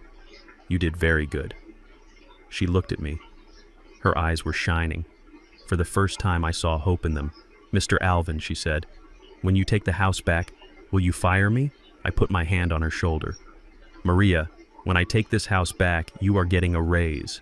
And you are never scrubbing a floor on your knees again unless you want to. You are the house manager now." She smiled. It was a genuine, beautiful smile. "Go home," I said. "Be safe. Monday is going to be a very interesting day." She slipped out the back door. I watched her car pull away. I went back to the garage. I sat on my cot and looked at the photos on my phone. I had the prenup, I had the ledger, I had the proof of the affair via the audio recordings. Pamela thought she was playing chess. She thought she had taken all my pieces. She did not realize that while she was busy capturing pawns, I had just promoted a pawn to a queen. I lay down, but I could not sleep. My mind was racing. I had the legal ammunition. Now I needed the trap. The anniversary party was in 5 days. That was the deadline. That was the stage. I needed to get these photos to my lawyer in Chicago. I needed to draft a new will. And I needed to set up the final sting. I looked at the camera feed of the dining room. The china cabinet stood there looking innocent. It held the secrets that would destroy this family. And the only person who knew was the crazy old man in the garage and the maid they ignored. I laughed softly in the dark. Never underestimate the invisible people, Pamela. We are the ones who see everything. Sunday morning arrived with a sky the color of a bruised plum. The air pressure was dropping, signaling a storm both outside and inside the Mercer residence. This was the day. The deadline was tomorrow. Jordan had arranged for the corrupt judge to sign the competency order on Monday morning. Once that paper was signed, Alvin would be stripped of his rights, thrown into a state facility, and the house would be sold within the week. They thought they were on the final stretch of a sprint. They did not know they were running straight off a cliff. I sat in the garage staring at the document my lawyer Sarah had couriered to a secure Dropbox in town overnight. I had retrieved it at dawn while Pamela was still asleep. It was a masterpiece of legal engineering. It was titled the Mercer Family Asset Protection Trust. To the untrained eye specifically, the greedy eye that only scans for dollar signs, it looked like a standard transfer of deed. It appeared to grant immediate control of the property to the next of kin to avoid probate taxes in the event of the owner's incapacitation. But the devil is in the details, or in this case, in Clause 14, Section B, printed in standard font on page 7. This clause stated that by signing as witnesses and beneficiaries, Pamela and Jordan were acknowledging that the primary asset, the house, was being transferred irrevocably into a blind trust managed by a third-party executor, effectively removing it from their personal reach forever. Furthermore, a subclause triggered an immediate forensic audit of all prior joint accounts if the grantor, meaning Alvin, was found to be under duress. It was a trap that only a greedy person would fall for. A cautious person would read it. An honest person would question it. But Pamela and Jordan were neither. They were desperate for a payday. I folded the document and placed it inside the blue folder I had raided the night before. I slipped the folder onto the kitchen counter right next to the coffee machine. Then I went to the living room and prepared for the performance of a lifetime. I needed to act sick. Not just confused, but critically ill. I needed to create a sense of urgency so panic would override their caution. I skipped my morning coffee to let the caffeine withdrawal add a natural tremor to my hands. I held my breath until my face turned red, then let it out slowly to create a blotchy, uneven complexion. I sat in the recliner and let my head loll back. Pamela walked in first. She was wearing a silk robe and a face mask. She saw the blue folder on the counter. I watched through my half-closed eyelids as she froze. She recognized it. It was the folder from her secret hiding place. "Who put this here?" she shrieked. She grabbed the folder, looking around wildly. "Jordan, get down here." Jordan came thundering down the stairs, shirtless and bleary-eyed. "What is it? What is burning?" "Your father," Pamela yelled, pointing at me. He found the file. He must have been snooping in the dining room. If he destroyed those papers, I will kill him. They both rushed toward me. I let out a low moan. I started to shake. This was not the subtle tremor of Parkinson's. This was the violent full-body convulsing of a man on the edge of a seizure. I gasped for air, clawing at my chest. Dad, Jordan shouted. He did not sound worried. He sounded annoyed. "Stop acting up. What did you do with the papers? Help. Me." I stuttered, my voice barely a whisper. "The house." "He is having a stroke," Pamela said. Her voice was cold, calculating. "If he dies before tomorrow, the house goes into probate. It will take months to unlock the assets. We need that money now, Jordan." "The investors are waiting."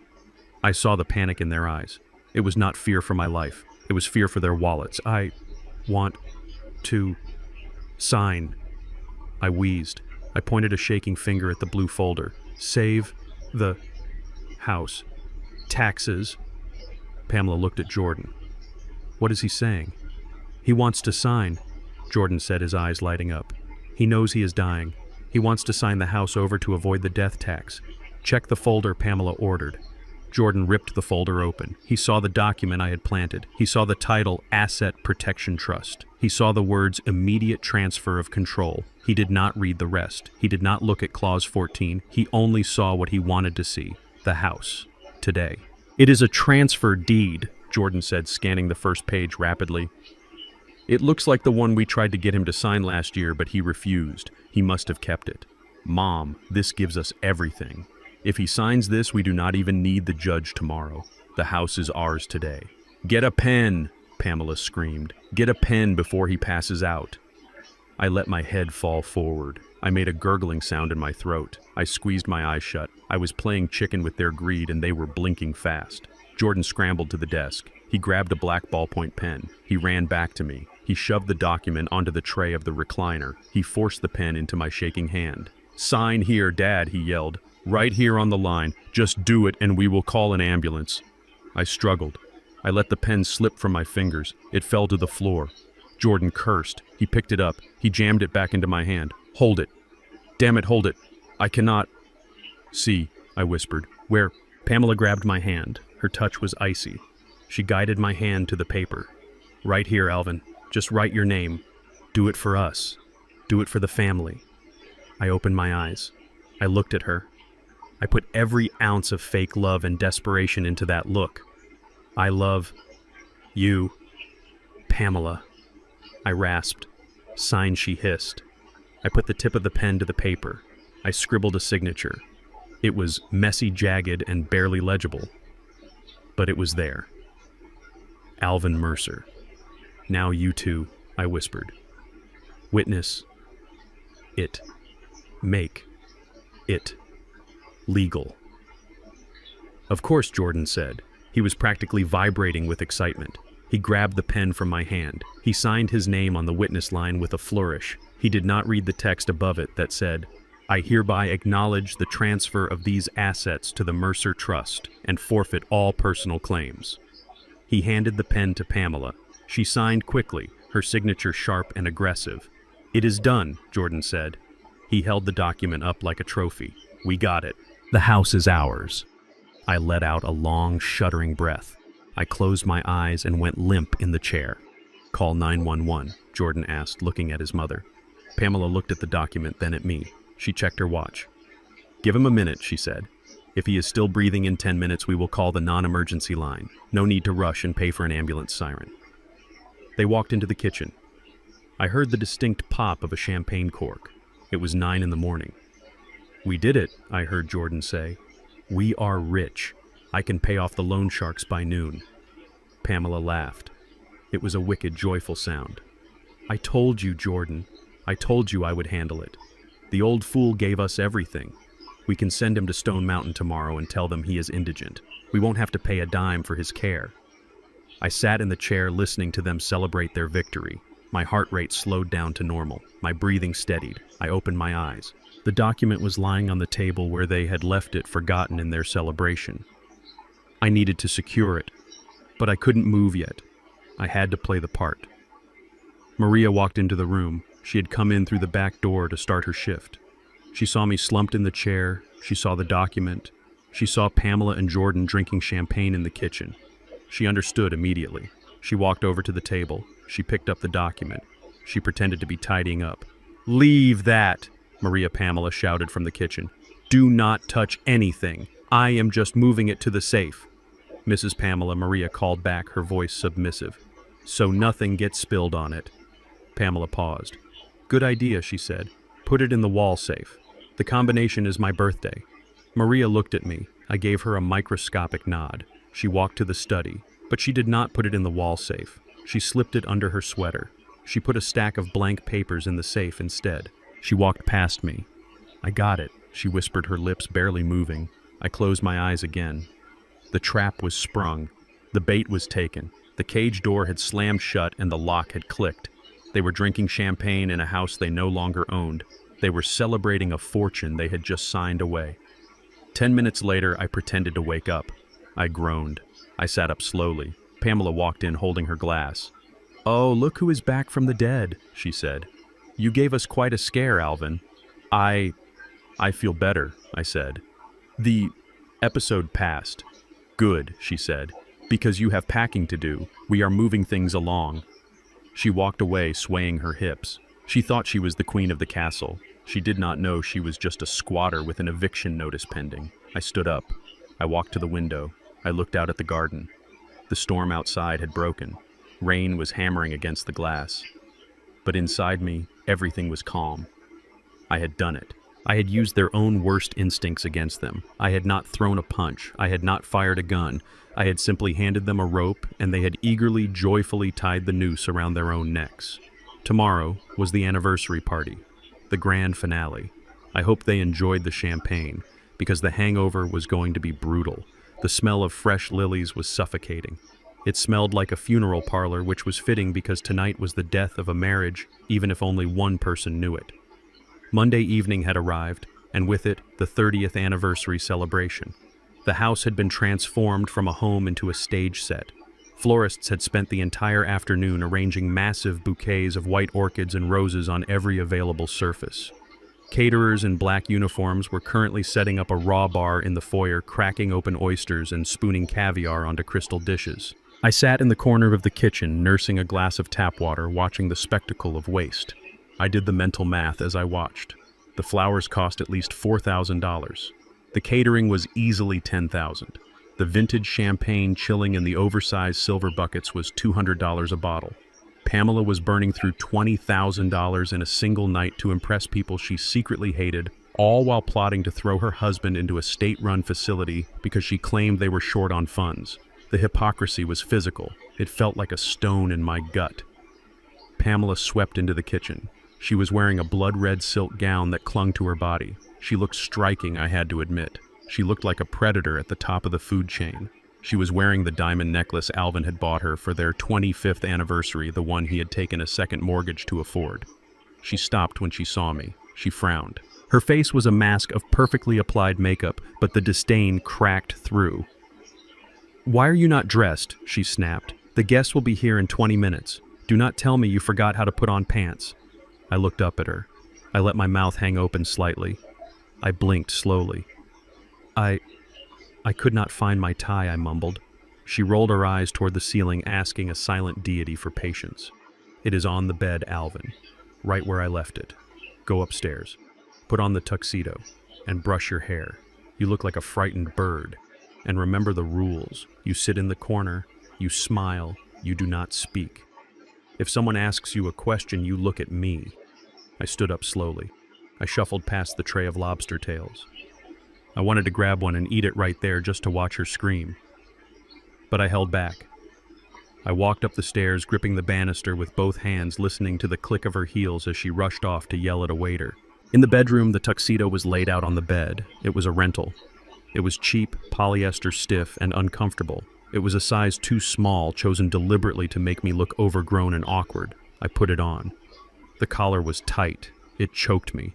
I looked in the mirror. I did not see Alvin anymore. I saw a man in a costume. I saw an actor preparing for the final act. I adjusted the bow tie. I did not tie it crookedly as she expected. I tied it perfectly. A symmetrical, sharp knot. Then I messed it up slightly. I pulled one end loose.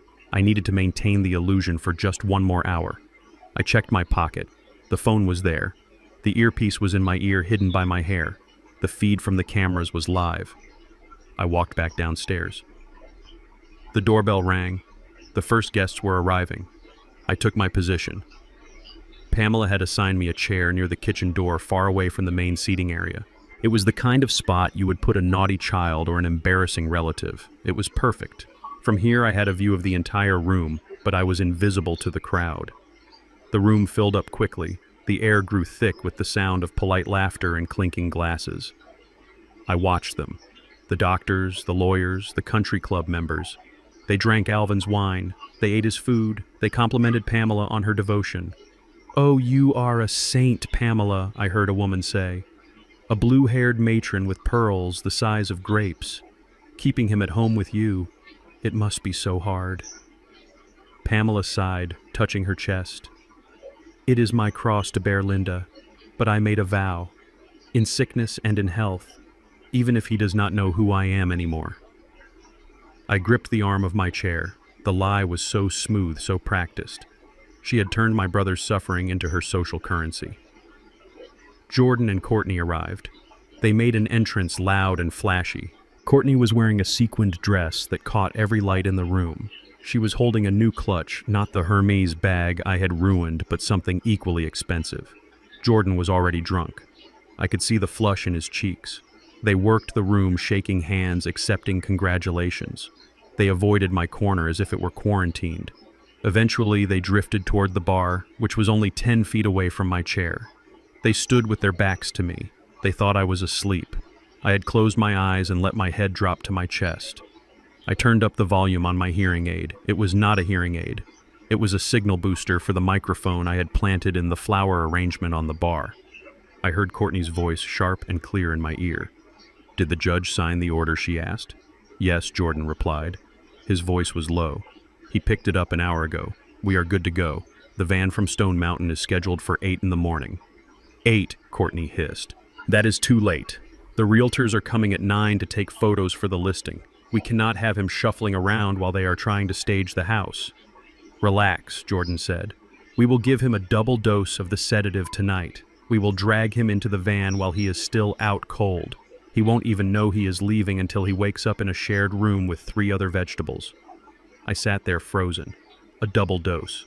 They were planning to overdose him to make the transport easier. That could kill him in his weakened state. They did not care. If he died, it was even better for them. No monthly fees for the facility. Courtney laughed. It was a cruel tinkling sound. Finally. I am so sick of smelling him. Did you see the suit? He looks like a scarecrow. I opened my eyes. I looked at their backs, the sequined dress, the expensive tuxedo. They were celebrating a murder. It wasn't a murder with a gun, but it was a murder nonetheless. They were killing a man's life, his history, his dignity. I checked my watch. It was 7:30. The speeches were scheduled for 8. I reached into my pocket. I pulled out my phone. I sent a single text message. Green light. Come to the front door. I put the phone away. I sat up straighter. I fixed my bow tie. I tightened the knot until it was perfect. I smoothed the lapels of the cheap tuxedo. I looked around the room. I memorized the faces. I wanted to remember exactly who was laughing when the music stopped.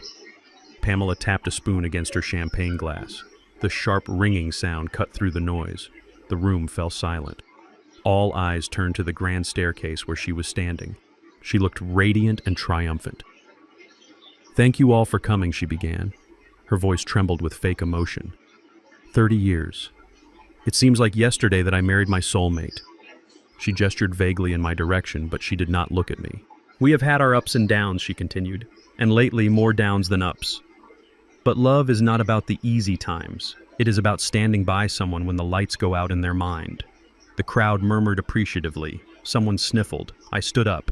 I did not stand up like Alvin. I did not push myself up with trembling arms. I stood up with the power of a piston. I kicked the chair back. It fell over with a loud crash. The sound echoed in the silent room. Heads turned. Pamela froze mid-sentence. Jordan spun around at the bar, spilling his drink. I walked out of the shadowy corner. I walked into the light of the chandelier. I walked with a stride that ate up the ground. I did not shuffle. I marched. "Alvin," Pamela said, her voice tight. "Sit down. You are confused." I ignored her. I walked past the bar. I grabbed a bottle of champagne from the ice bucket. I didn't grab a glass. I held the bottle by the neck like a club. I walked to the center of the room. The guests parted like the Red Sea. They sensed the change. They sensed the danger. The man in the cheap suit was radiating an energy that terrified them. I stopped at the foot of the stairs. I looked up at Pamela. "I am not confused." "Pamela," I said. My voice filled the room. It was deep. It was resonant. It was the voice of a man who commands construction crews and negotiates steel contracts. I saw her eyes go wide. She recognized the tone. She had heard it in the car. Jordan ran forward. "Dad, stop it. You are making a scene." He reached for my arm. I moved. It was a simple movement. I shifted my weight, caught his wrist, and twisted. Jordan yelped and dropped to his knees. I held him there, pinned by his own joint. The crowd gasped. Courtney screamed. I looked at the guests. I looked at the judge who was standing near the buffet holding a shrimp. "I am so glad you are all here," I said. "Especially you, Judge Miller. I believe you have some paperwork for me."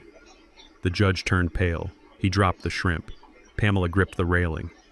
"Who are you?" she whispered. "You are not Alvin." I smiled. It was a smile that promised Armageddon. "No," I said. "I am not. But he is." I pointed to the front door. The heavy oak doors swung open. Framed in the doorway, wearing a tailored Italian suit that I had bought him, stood the real Alvin Mercer. He was clean-shaven. He stood tall. He looked healthy. He looked like me. The room erupted in gasps. People looked from me to him and back again. The resemblance was perfect. The confusion was absolute. Pamela looked like she had been shot. She gripped her chest. She looked at me. Then she looked at the man in the doorway. Two of them.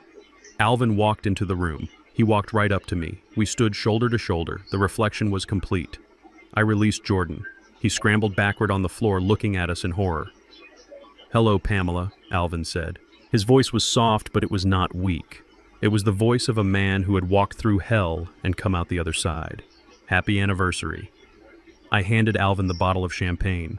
"I think we have a toast to make," I said. The silence in the room was heavy, electric, and terrifying. The party was over.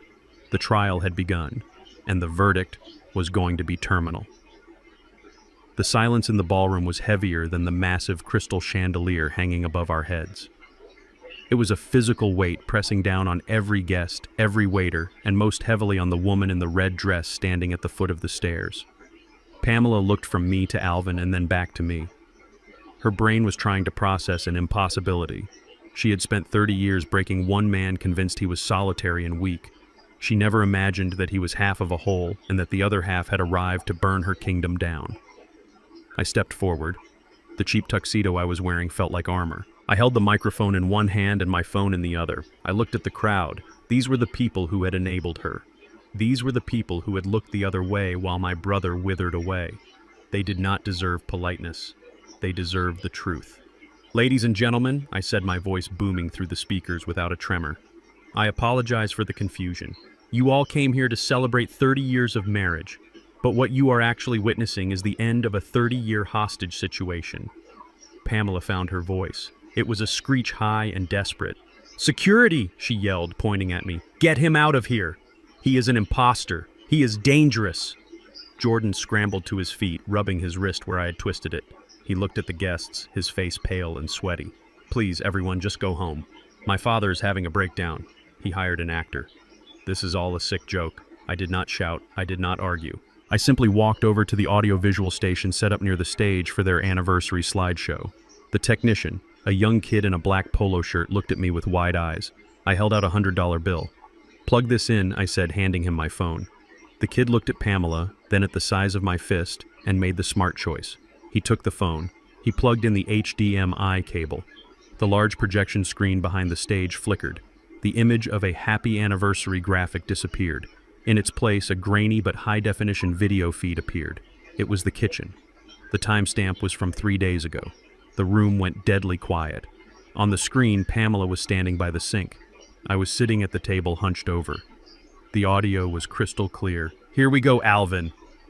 The video, Pamela said, her voice dripping with condescension. "It is time for your vitamins."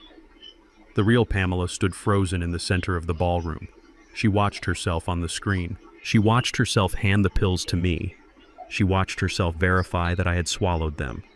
Then the video cut to a close-up of the bottle on the counter. I had zoomed in with the camera I installed above the fridge. The label was legible: risperidone, 2 milligrams. I paused the video. I looked at the crowd. I looked at Dr. Sterling, the club president.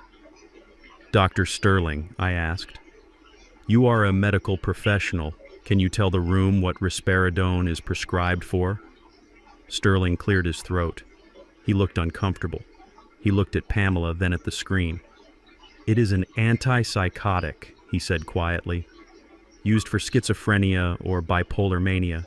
"And what happens if you give a high dose to a healthy man every day for 5 years?" I asked. Sterling adjusted his glasses.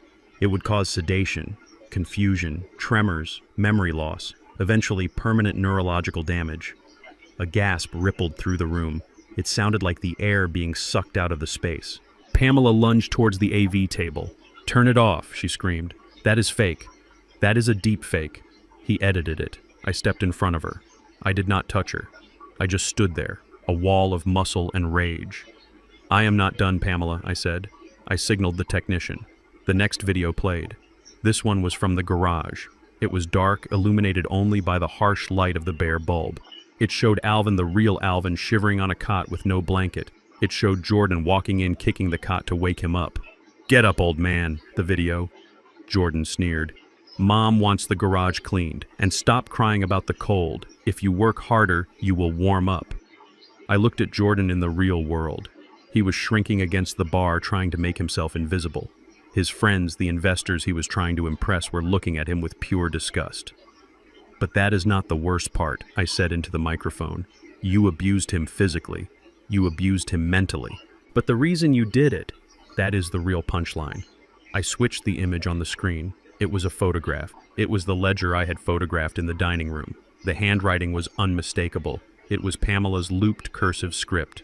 Project Freedom, the heading read. I zoomed in on the numbers. Transfer from joint savings $50,000. Sale of mutual bonds $120,000. Loan against house equity $200,000. I turned to the crowd. "You all think Pamela is a savior. You think she is managing a difficult situation. But look at the dates. Every time Alvin had a bad episode, a large sum of money disappeared from his accounts. She was not managing his illness. She was manufacturing it to liquidate his assets." Pamela was shaking her head violently. No, that is for his care. That is for medical bills. Private doctors. Really? I asked. I pulled a piece of paper from my pocket. It was the bank record I had coerced from Henderson. I have the bank records right here, I said, waving the paper. There are no payments to doctors. There are payments to a shell company in the Cayman Islands. And there are payments to a lawyer named David. I looked at a man standing near the buffet. He was tall, silver-haired, and currently looking for an exit. "Hello, David," I said. The lawyer froze. Pamela turned to look at him. Her face went white. "We have the audio too, Pamela," I said. "The camera in the bedroom picks up everything, even the pillow talk where you and David discussed how long it would take for Alvin to finally die so you could cash the life insurance policy." The crowd erupted. It was no longer a polite society gathering. It was a mob. People were shouting. Someone threw a glass. It shattered against the wall. "You are a monster," a woman shouted from the back. Pamela looked around wildly. Her social armor was gone. Her mask had been ripped off, taking the skin with it. She looked at the judge.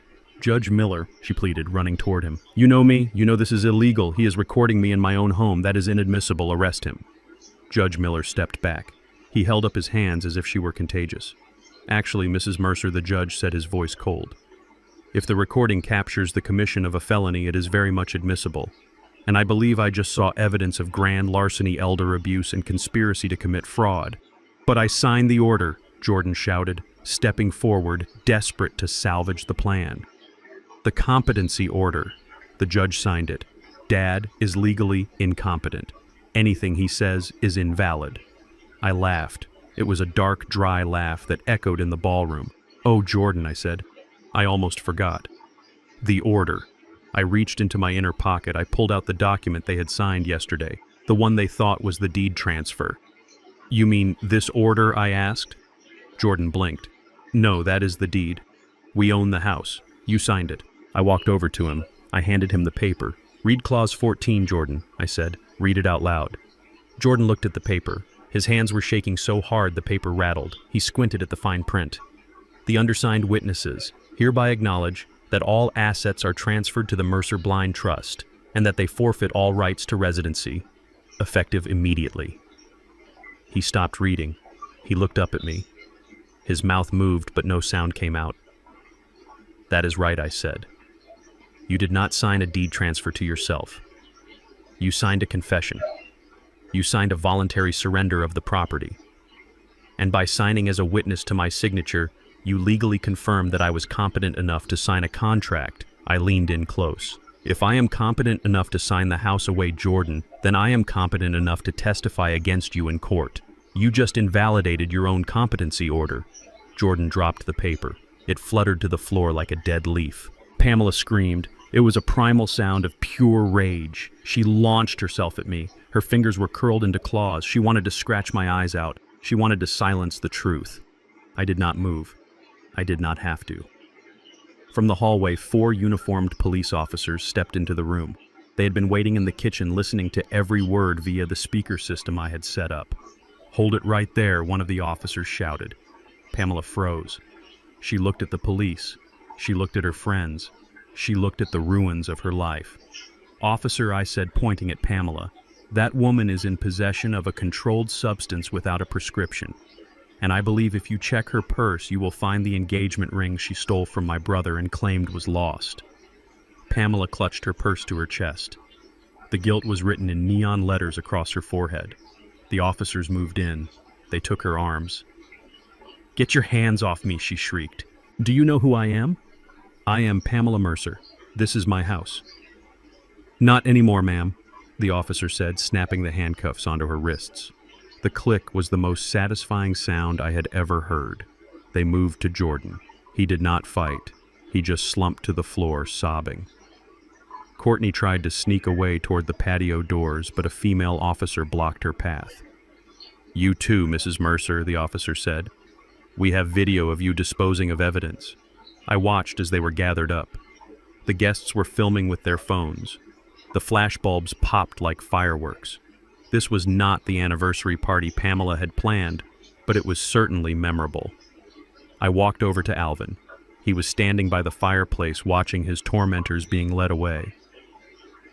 He looked tired, but his head was high. I put my hand on his shoulder.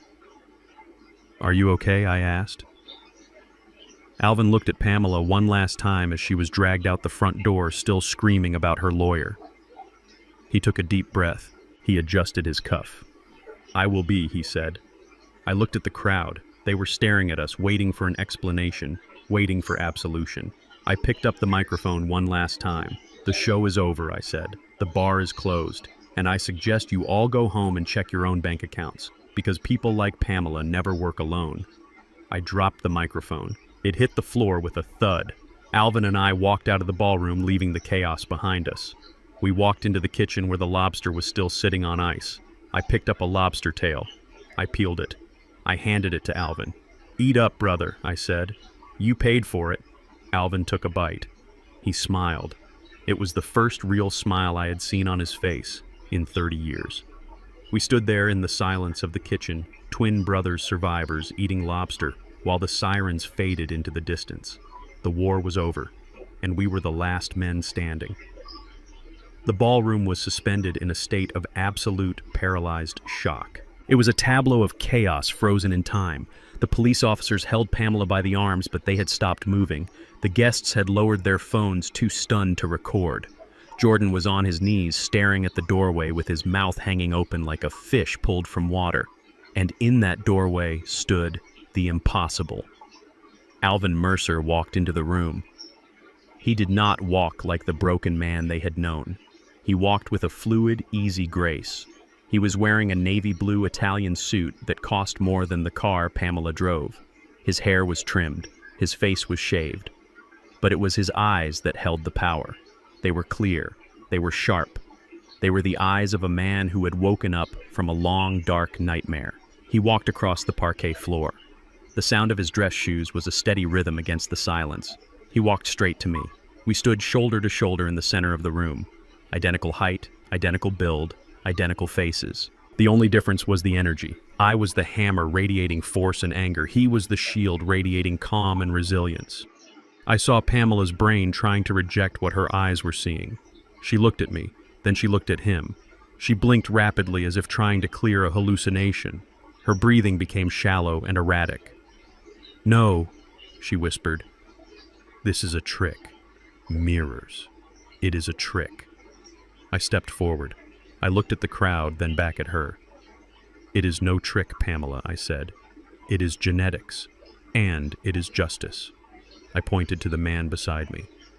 "Ladies and gentlemen," I said, my voice cutting through the air, "you all know Alvin Mercer, the man you pitied, the man you ignored, the man you let rot in a garage while you drank his wine. But you do not know me." I placed a hand on my chest. "My name is Calvin Mercer. I am his twin brother. And for the last 30 days I have been living in your house."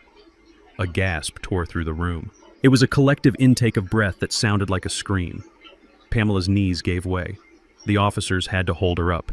She stared at me with horror. "You!" she gasped. "It was you," I smiled. It was a cold, satisfied smile. "Yes, Pamela. It was me. When you threw that apron at my face, that was me. When you made me sleep in the garage, that was me.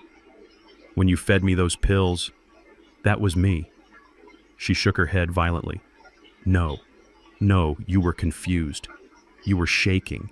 You spilled the soup." I laughed. I walked closer to her, invading her space.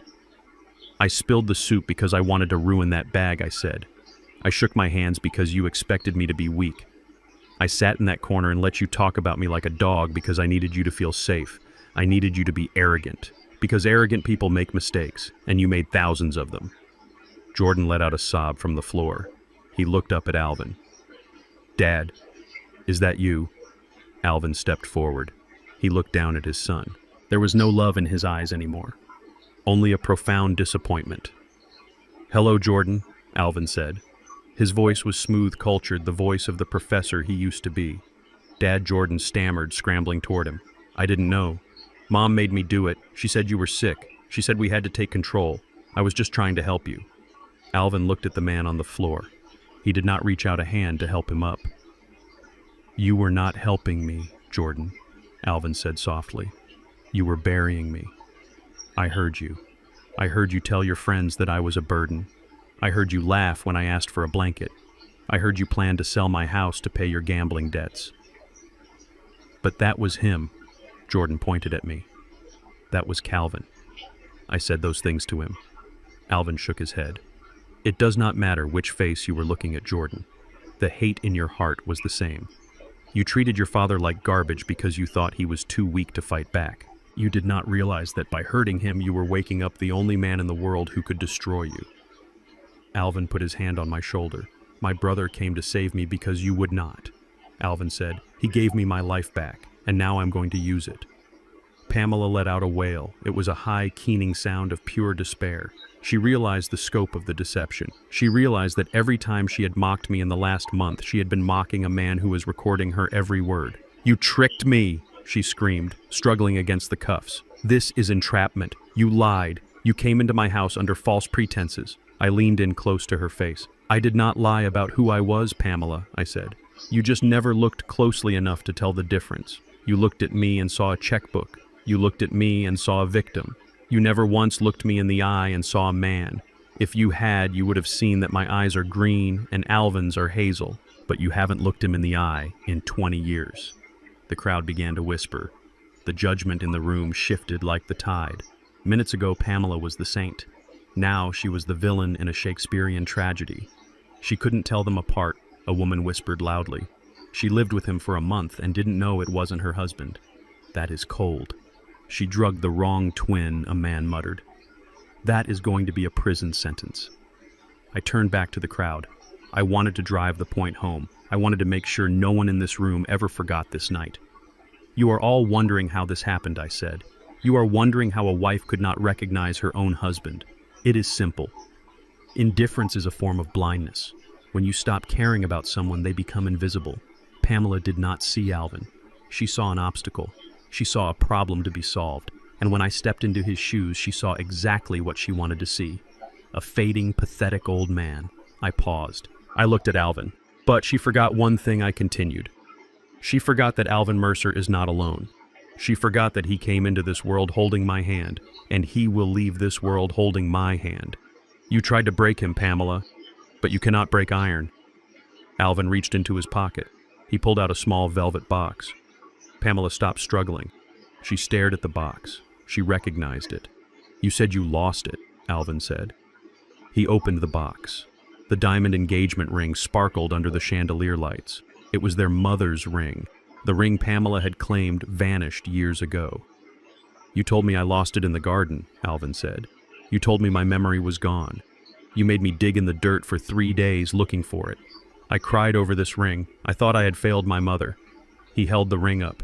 But you had it the whole time, he said. You hid it in the bottom of your jewelry box, waiting to resize it for yourself. You stole my past to decorate your future. I didn't say, Pamela sobbed. I was keeping it safe. You lose everything. Alvin closed the box with a snap. I am not losing this, he said, and I am not losing my house, and I am certainly not losing my dignity anymore. He turned to the police officers. Take her away, Alvin said. Please. The smell of her perfume is making me sick. The officers nodded. They began to drag Pamela toward the door. She fought them. She dug her heels into the expensive carpet. Alvin, she screamed. You can't do this. I am your wife. I took care of you. Who is going to cook for you? Who is going to manage your pills? You will die without me. Alvin watched her go. He did not look sad. He looked liberated. I learned to cook in Chicago, Pamela, he called out after her. And as for the pills, I stopped taking them 3 weeks ago. I feel fantastic. Pamela's screams faded as she was shoved into the back of a squad car outside. The flashing blue lights reflected off the crystal glasses on the tables, creating a disco effect of disaster. Courtney was next. The female officer had her in handcuffs. She was not screaming. She was weeping, silently terrified. I didn't know, she whispered to Jordan. You said it was legal. You said we would get the money. Jordan looked at her. He looked at his father. He looked at me. He realized there was no way out. I am sorry, he whispered. I walked over to him. I looked down. Sorry does not sign checks, Jordan, I said. And sorry does not pay back the $300,000 you stole. You are going to prison. And when you get out, do not come here. Do not call. You have no father. You have no uncle. You have nothing but the greed you worshipped. The officers hauled them away. The room was finally cleared of the parasites. The guests stood there awkward and silent. They did not know what to do. Should they leave? Should they apologize? Alvin stepped up to the microphone. He adjusted his tie. He looked every inch the distinguished gentleman. "The party is over," he said, "but the catering is paid for, and the wine is open. I suggest you all have a drink. You look like you need it." He smiled. It was a genuine warm smile. "As for my brother and me," he said, looking at me, "we have some catching up to do." He put the microphone down. He walked over to me. We hugged. It was a strong, fierce hug.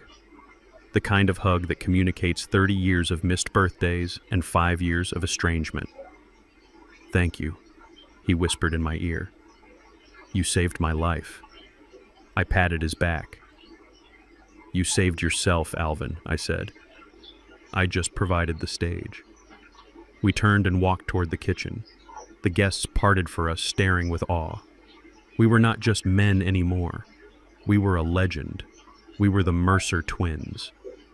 As we walked, I heard the whispers starting again. "Did you see his eyes? Did you hear his voice?" I never knew Alvin had a brother. She messed with the wrong family. I smiled. Yes, she did. We walked into the kitchen. The staff was standing there terrified. The chef was holding a ladle like a weapon. "Relax," I said. "The show is over. Keep the change." I grabbed a bottle of champagne. Alvin grabbed 2 glasses. We walked out the back door onto the patio. The rain had stopped. The air was fresh and clean. We stood by the railing looking out at the dark garden. Somewhere in the distance, sirens wailed. "Well," Alvin said, taking a sip of champagne. "That was dramatic." I laughed. I took a sip. It tasted like victory. "It was necessary," I said. Alvin looked at me. "So what now?" "The house is mine. The money is recovered. She is gone. Now," I said, "now we go fishing." Alvin laughed. It was a sound I hadn't heard since we were 20 years old.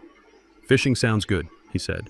"But first, I think we need to burn those sheets." I clinked my glass against his. "Agreed," I said. "We burn everything. And tomorrow we buy new furniture. Furniture that you choose." We stood there in the quiet night, 2 brothers against the world. The nightmare was over. The morning was coming. And for the first time in a long time, the future looked bright. But we weren't done yet. There was still the matter of the legal cleanup. And I intended to make sure that Pamela and Jordan felt every single inch of the law pressing down on their necks. The show was over, but the reckoning had just begun. The police cars flashing blue lights in the driveway were just the opening act. The main event was happening right here in the foyer, where the air still smelled of expensive perfume and impending doom. Pamela was gone screaming in the back of a squad car, but her accomplices were still standing on the marble floor they thought they would inherit. Jordan and Courtney stood huddled together near the coat check, looking like 2 children who had broken a vase, except they had broken a life. I watched them from the bottom of the stairs. Alvin stood beside me. He didn't say a word. He didn't have to. His silence was louder than any accusation. He just looked at his son, the boy he had taught to ride a bike, the man who had tried to sell him for scrap parts. Jordan wiped sweat from his forehead. His tuxedo was damp. He looked at the remaining police officers, then at me. He tried to summon a shred of his usual arrogance, but it came out as a pathetic whimper. "This is a misunderstanding," Jordan stammered, his voice cracking. "My mother, she is controlling. You know how she is. She forced us to go along with it. We were victims too." I laughed. It was a short, sharp sound. "Victims," I repeated. I walked over to the side table where my lawyer, Sarah Jenkins, had set up her temporary command post. Sarah was a woman who could make grown men cry with a single subpoena. She was wearing a gray suit that looked like it was cut from steel. She held a stack of files in her hand.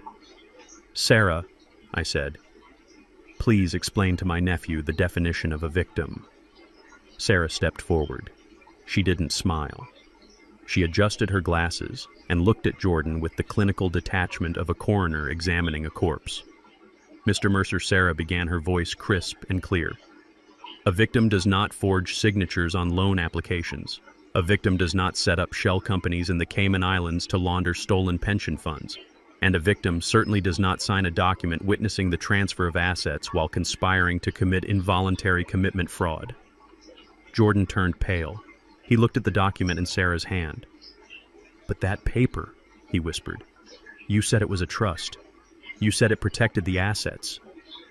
It does protect the assets, Sarah said. From you. She opened the file. When you signed as a witness to Calvin Mercer's signature, believing him to be your father, you legally attested that the signer was of sound mind. That testimony invalidates the competency order you filed this morning. But more importantly, Clause 14, which you failed to read, triggered an immediate forensic audit of all accounts linked to your Social Security number. Courtney stepped forward. She was shaking. Her sequined dress rattled like a snake's tail. What does that mean? She asked, her voice high and shrill. What audit? We have our own money. Jordan is an investor. I looked at Courtney. I looked at the diamond bracelet on her wrist. I looked at the designer shoes she was wearing. You have no money, Courtney, I said. You have Alvin's money. And as of 10 minutes ago, that money has been repatriated. Sarah pulled out her phone. She tapped the screen and held it up. I just received confirmation from the bank, Sarah said. The emergency freeze order has been executed. Your personal checking accounts, your savings, and your credit lines have been suspended pending the investigation into wire fraud and elder abuse. Courtney gasped. She fumbled for her purse. She pulled out her phone. She opened her banking app. I watched her face as she saw the numbers, or rather the lack of them. It says 0, she whispered. It says insufficient funds. She looked up at me, eyes wide with terror. My cards, she asked. Declined, I said. All of them. Even the black card you used to buy that dress. You are currently wearing stolen property. Jordan grabbed Sarah's arm. You can't do this. I have outstanding loans. I have investors I have to pay back tomorrow. If the accounts are frozen, they will kill me. I stepped between him and Sarah. I removed his hand from her arm. That sounds like a personal problem, Jordan, I said. Maybe you can ask your investors for a character reference at your trial. Trial? Jordan choked out the word. Sarah handed a document to the police officer standing behind Jordan. This is the arrest warrant, she said calmly, issued by the district attorney an hour ago. Charges include conspiracy to commit grand larceny forgery, identity theft, and 2 counts of reckless endangerment of a vulnerable adult. The officer stepped forward. He pulled a pair of handcuffs from his belt. The metal clicked ominously. Jordan Mercer, the officer said. Turn around and put your hands behind your back. No, Jordan shouted. He backed away, bumping into a waiter. Dad, stop them. You can't let them arrest your son. He looked at Alvin. He looked at the man he had tormented for years, begging for salvation. Alvin looked at him. For a moment, I thought my brother might waver. I thought the soft heart that had gotten him into this mess might bleed one last time. Alvin walked over to Jordan. He stood 2 feet away. He looked at the handcuffs in the officer's hand. Then he looked at Jordan's terrified face. You are right, Jordan, Alvin said softly. I can't let them arrest my son. Jordan exhaled a sob of relief escaping his throat. Thank you, Dad. I knew you, because I don't have a son. Alvin finished. His voice was hard as stone. My son died the day he decided that my life was less valuable than a country club membership. The man standing in front of me is just a thief who shares my last name. Alvin turned his back. He walked away toward the patio doors. He didn't look back. Jordan's face crumbled. It was the face of a man who realized he had gambled his soul and lost. The officer spun him around. He kicked Jordan's legs apart. He slammed the cuffs onto his wrists. Jordan winced. The sound of the ratchet tightening was the only sound in the room. Courtney screamed as a female officer grabbed her arm. Don't touch me, she yelled. This dress is vintage. You are wrinkling it. I walked over to Courtney. I looked at the clutch she was holding. Actually, I said, that is evidence. I took the bag from her hand. I dumped the contents onto the side table, a lipstick, a phone, and a platinum credit card bearing Alvin's name. I picked up the card. I held it up for the guests to see. This is my brother's card, I announced. Courtney has been using it to pay for her Pilates classes while my brother was eating stale bread in a garage. The crowd murmured. The judgment was palpable. Courtney looked around, searching for a sympathetic face. She found none. I am pregnant, she lied, desperate. You can't arrest a pregnant woman. Sarah Jenkins didn't even blink. We will have the jail medical staff verify that Mrs. Mercer, Sarah said. But given that you were drinking champagne 10 minutes ago, I doubt that defense will hold up in court, or with Child Protective Services. The officer cuffed her. The metal bit into her wrists. She began to cry loud, ugly sobs that smeared her mascara down her cheeks. "Take them away," I said to the officers. The walk from the foyer to the police cars was a parade of shame. Jordan, in his tuxedo head, hung low, sobbing like a child. Courtney stumbling in her high heels, the sequins of her dress flashing ironically under the police lights. The guests parted to let them pass. No one said a word. No one offered to call a lawyer. They just watched. They watched the fall of the House of Mercer. They watched the people they had envied being dragged out like common criminals. I followed them to the door. I wanted to see it. I wanted to see the doors of the squad car close. Jordan looked at me one last time through the window. His eyes were pleading. I just stood there. I didn't smile. I didn't wave. I just watched. The car drove away. The red taillights faded into the night. I turned back to the room. Sarah was packing up her files. "The freeze is total, Calvin," she said. "We seized the boat Jordan bought last month. We seized the vacation condo in Florida. We even put a lien on Courtney's jewelry. Every penny they stole will be recovered. It might take a few months, but Alvin will get it all back." "Thank you, Sarah," I said. "You are worth every dollar." I walked through the silent house. The party was officially over. The guests were leaving, filing out quietly, whispering apologies to Alvin as they went. They were eager to distance themselves from the scandal. I found Alvin on the patio. He was looking at the stars. He held a glass of champagne in his hand, but he wasn't drinking it. "They are gone," I said. Alvin nodded. He didn't turn around. "Did they have any money left?" he asked. "Nothing," I said. "Sarah drained their accounts to cover the restitution. They will have to use a public defender. And when they get out, they will be starting from zero. Actually, less than zero. They will have felony records." Alvin took a deep breath of the cool night air. "Good," he said. He turned to look at me. "Do you know what the worst part was, Calvin?" he asked. "It wasn't the cold garage, it wasn't the hunger. It was knowing that they were using my money to buy things they didn't need to impress people who didn't care while I was rotting." I nodded. I knew. I had seen the ledger. "Well," I said, "they won't be impressing anyone where they are going." Alvin poured the rest of his champagne over the railing onto the garden below. "A libation for the past." "I am tired, Calvin," he said. "I am so tired." "Go to sleep," I said. "Take the master bedroom. It is yours again. I will wait for the cleaning crew." Alvin smiled. He walked toward the French doors. He stopped and looked back. "You know," he said, "I always hated that Hermes bag." I laughed. "Me too, brother. Me too." I watched him walk into the house. He walked straight. He walked tall. He walked like a man who owned his own life again. I stayed on the patio. I looked at the empty driveway. The police lights were gone. The silence was heavy and sweet. I pulled out my phone. I deleted the camera app. I didn't need to watch them anymore. The show was over. The bad guys had lost. The good guys had won. And Pamela.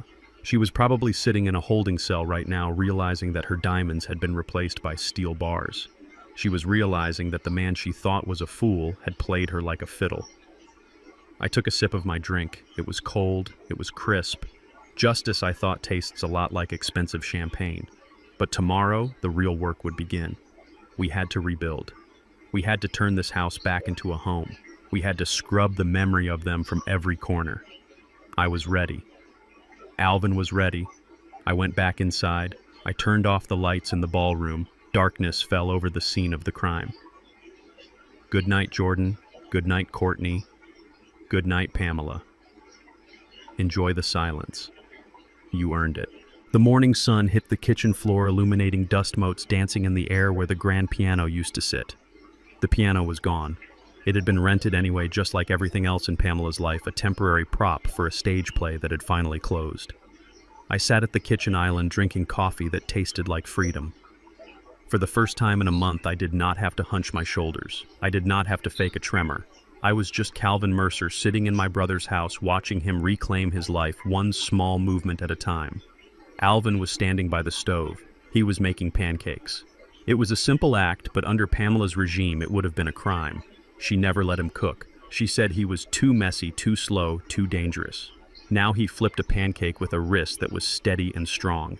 He was humming a tune I had not heard since we were teenagers. It was an old jazz standard our father used to play. He put the plate in front of me. Blueberry pancakes with real maple syrup, not the sugar-free substitute Pamela forced him to eat. Eat up, he said. You look thin. I think playing the starving invalid took a toll on you. I laughed. I took a bite. It was the best thing I had tasted in weeks, so I asked, have you decided what to do with her clothes?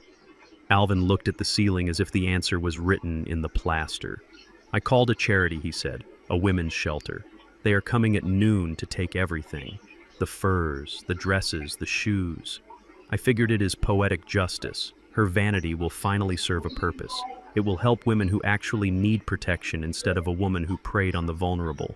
I nodded. It was a good decision. Alvin was not vindictive. He was practical. The phone on the wall rang. It was the landline, the one Pamela used to monitor. Alvin froze. The old reflex was still there, the instant tension in his shoulders. He looked at the phone like it was a bomb. Let it ring, I said. No, Alvin said. He put down his spatula. I think I know who that is, and I think I need to answer it. He walked over to the phone. He picked it up. He put it on speaker. Alvin, is that you? It was Pamela. Her voice was tinny, echoing from the county jail. She sounded small. She sounded desperate. Alvin, please, you have to help me. The public defender is an idiot.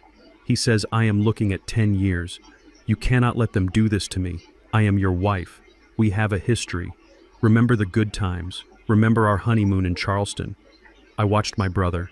I saw the muscles in his jaw tighten. He closed his eyes for a second. I remember Charleston. Pamela, Alvin said. His voice was calm, devoid of the fear she was counting on. I remember you complaining about the hotel. I remember you flirting with the waiter. And I remember you telling me that I was lucky you married me because no one else would want a boring academic. Alvin, baby, I was young. I was stupid. I love you. You know I love you. Just post the bail. Please, I cannot stay here. The bed is hard. The food is terrible. Alvin laughed. It was a dry, hollow sound. The bed is hard, he asked.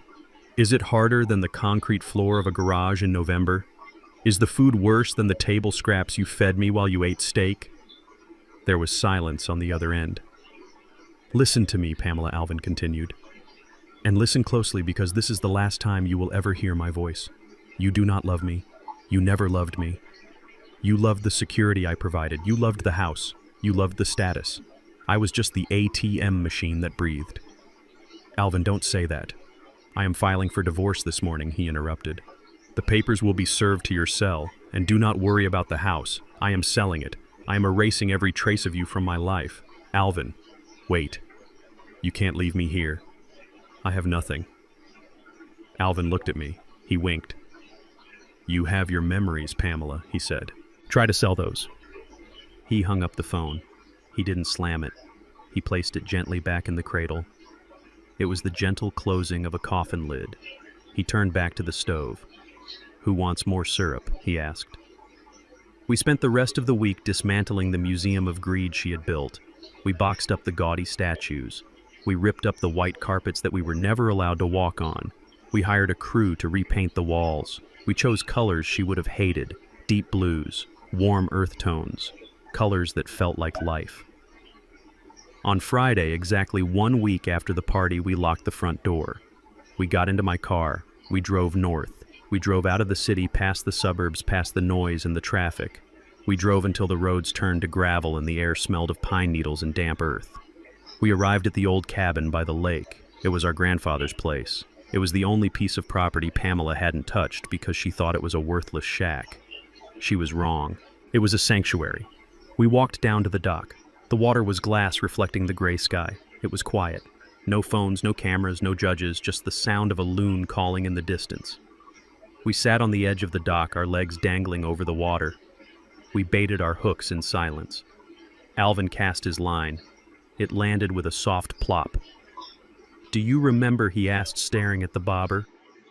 When we were 10 years old, we tried to switch places in school. I smiled. I remember. Mrs. Higgins caught us in 5 minutes. Alvin chuckled. Because I couldn't do the math problem, and you couldn't recite the poem. We sat there for a long time watching the ripples fade. I almost lost myself, Calvin, he said quietly. I almost forgot who I was. If you hadn't called, if you hadn't come, I think I would have died in that garage. I think I wanted to.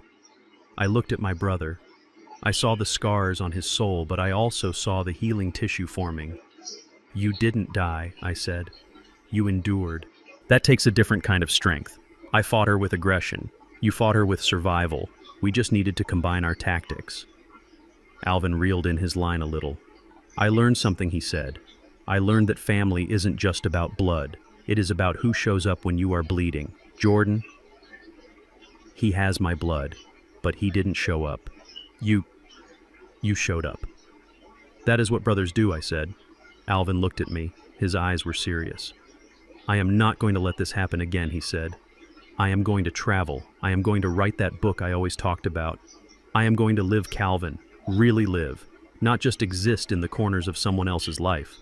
Good, I said, because I booked us tickets to Italy next month. I hear the fishing in the Mediterranean is excellent, and the wine is better than anything Pamela ever bought. Alvin smiled. A real wide smile that crinkled the corners of his eyes. Italy, he said. I like the sound of that.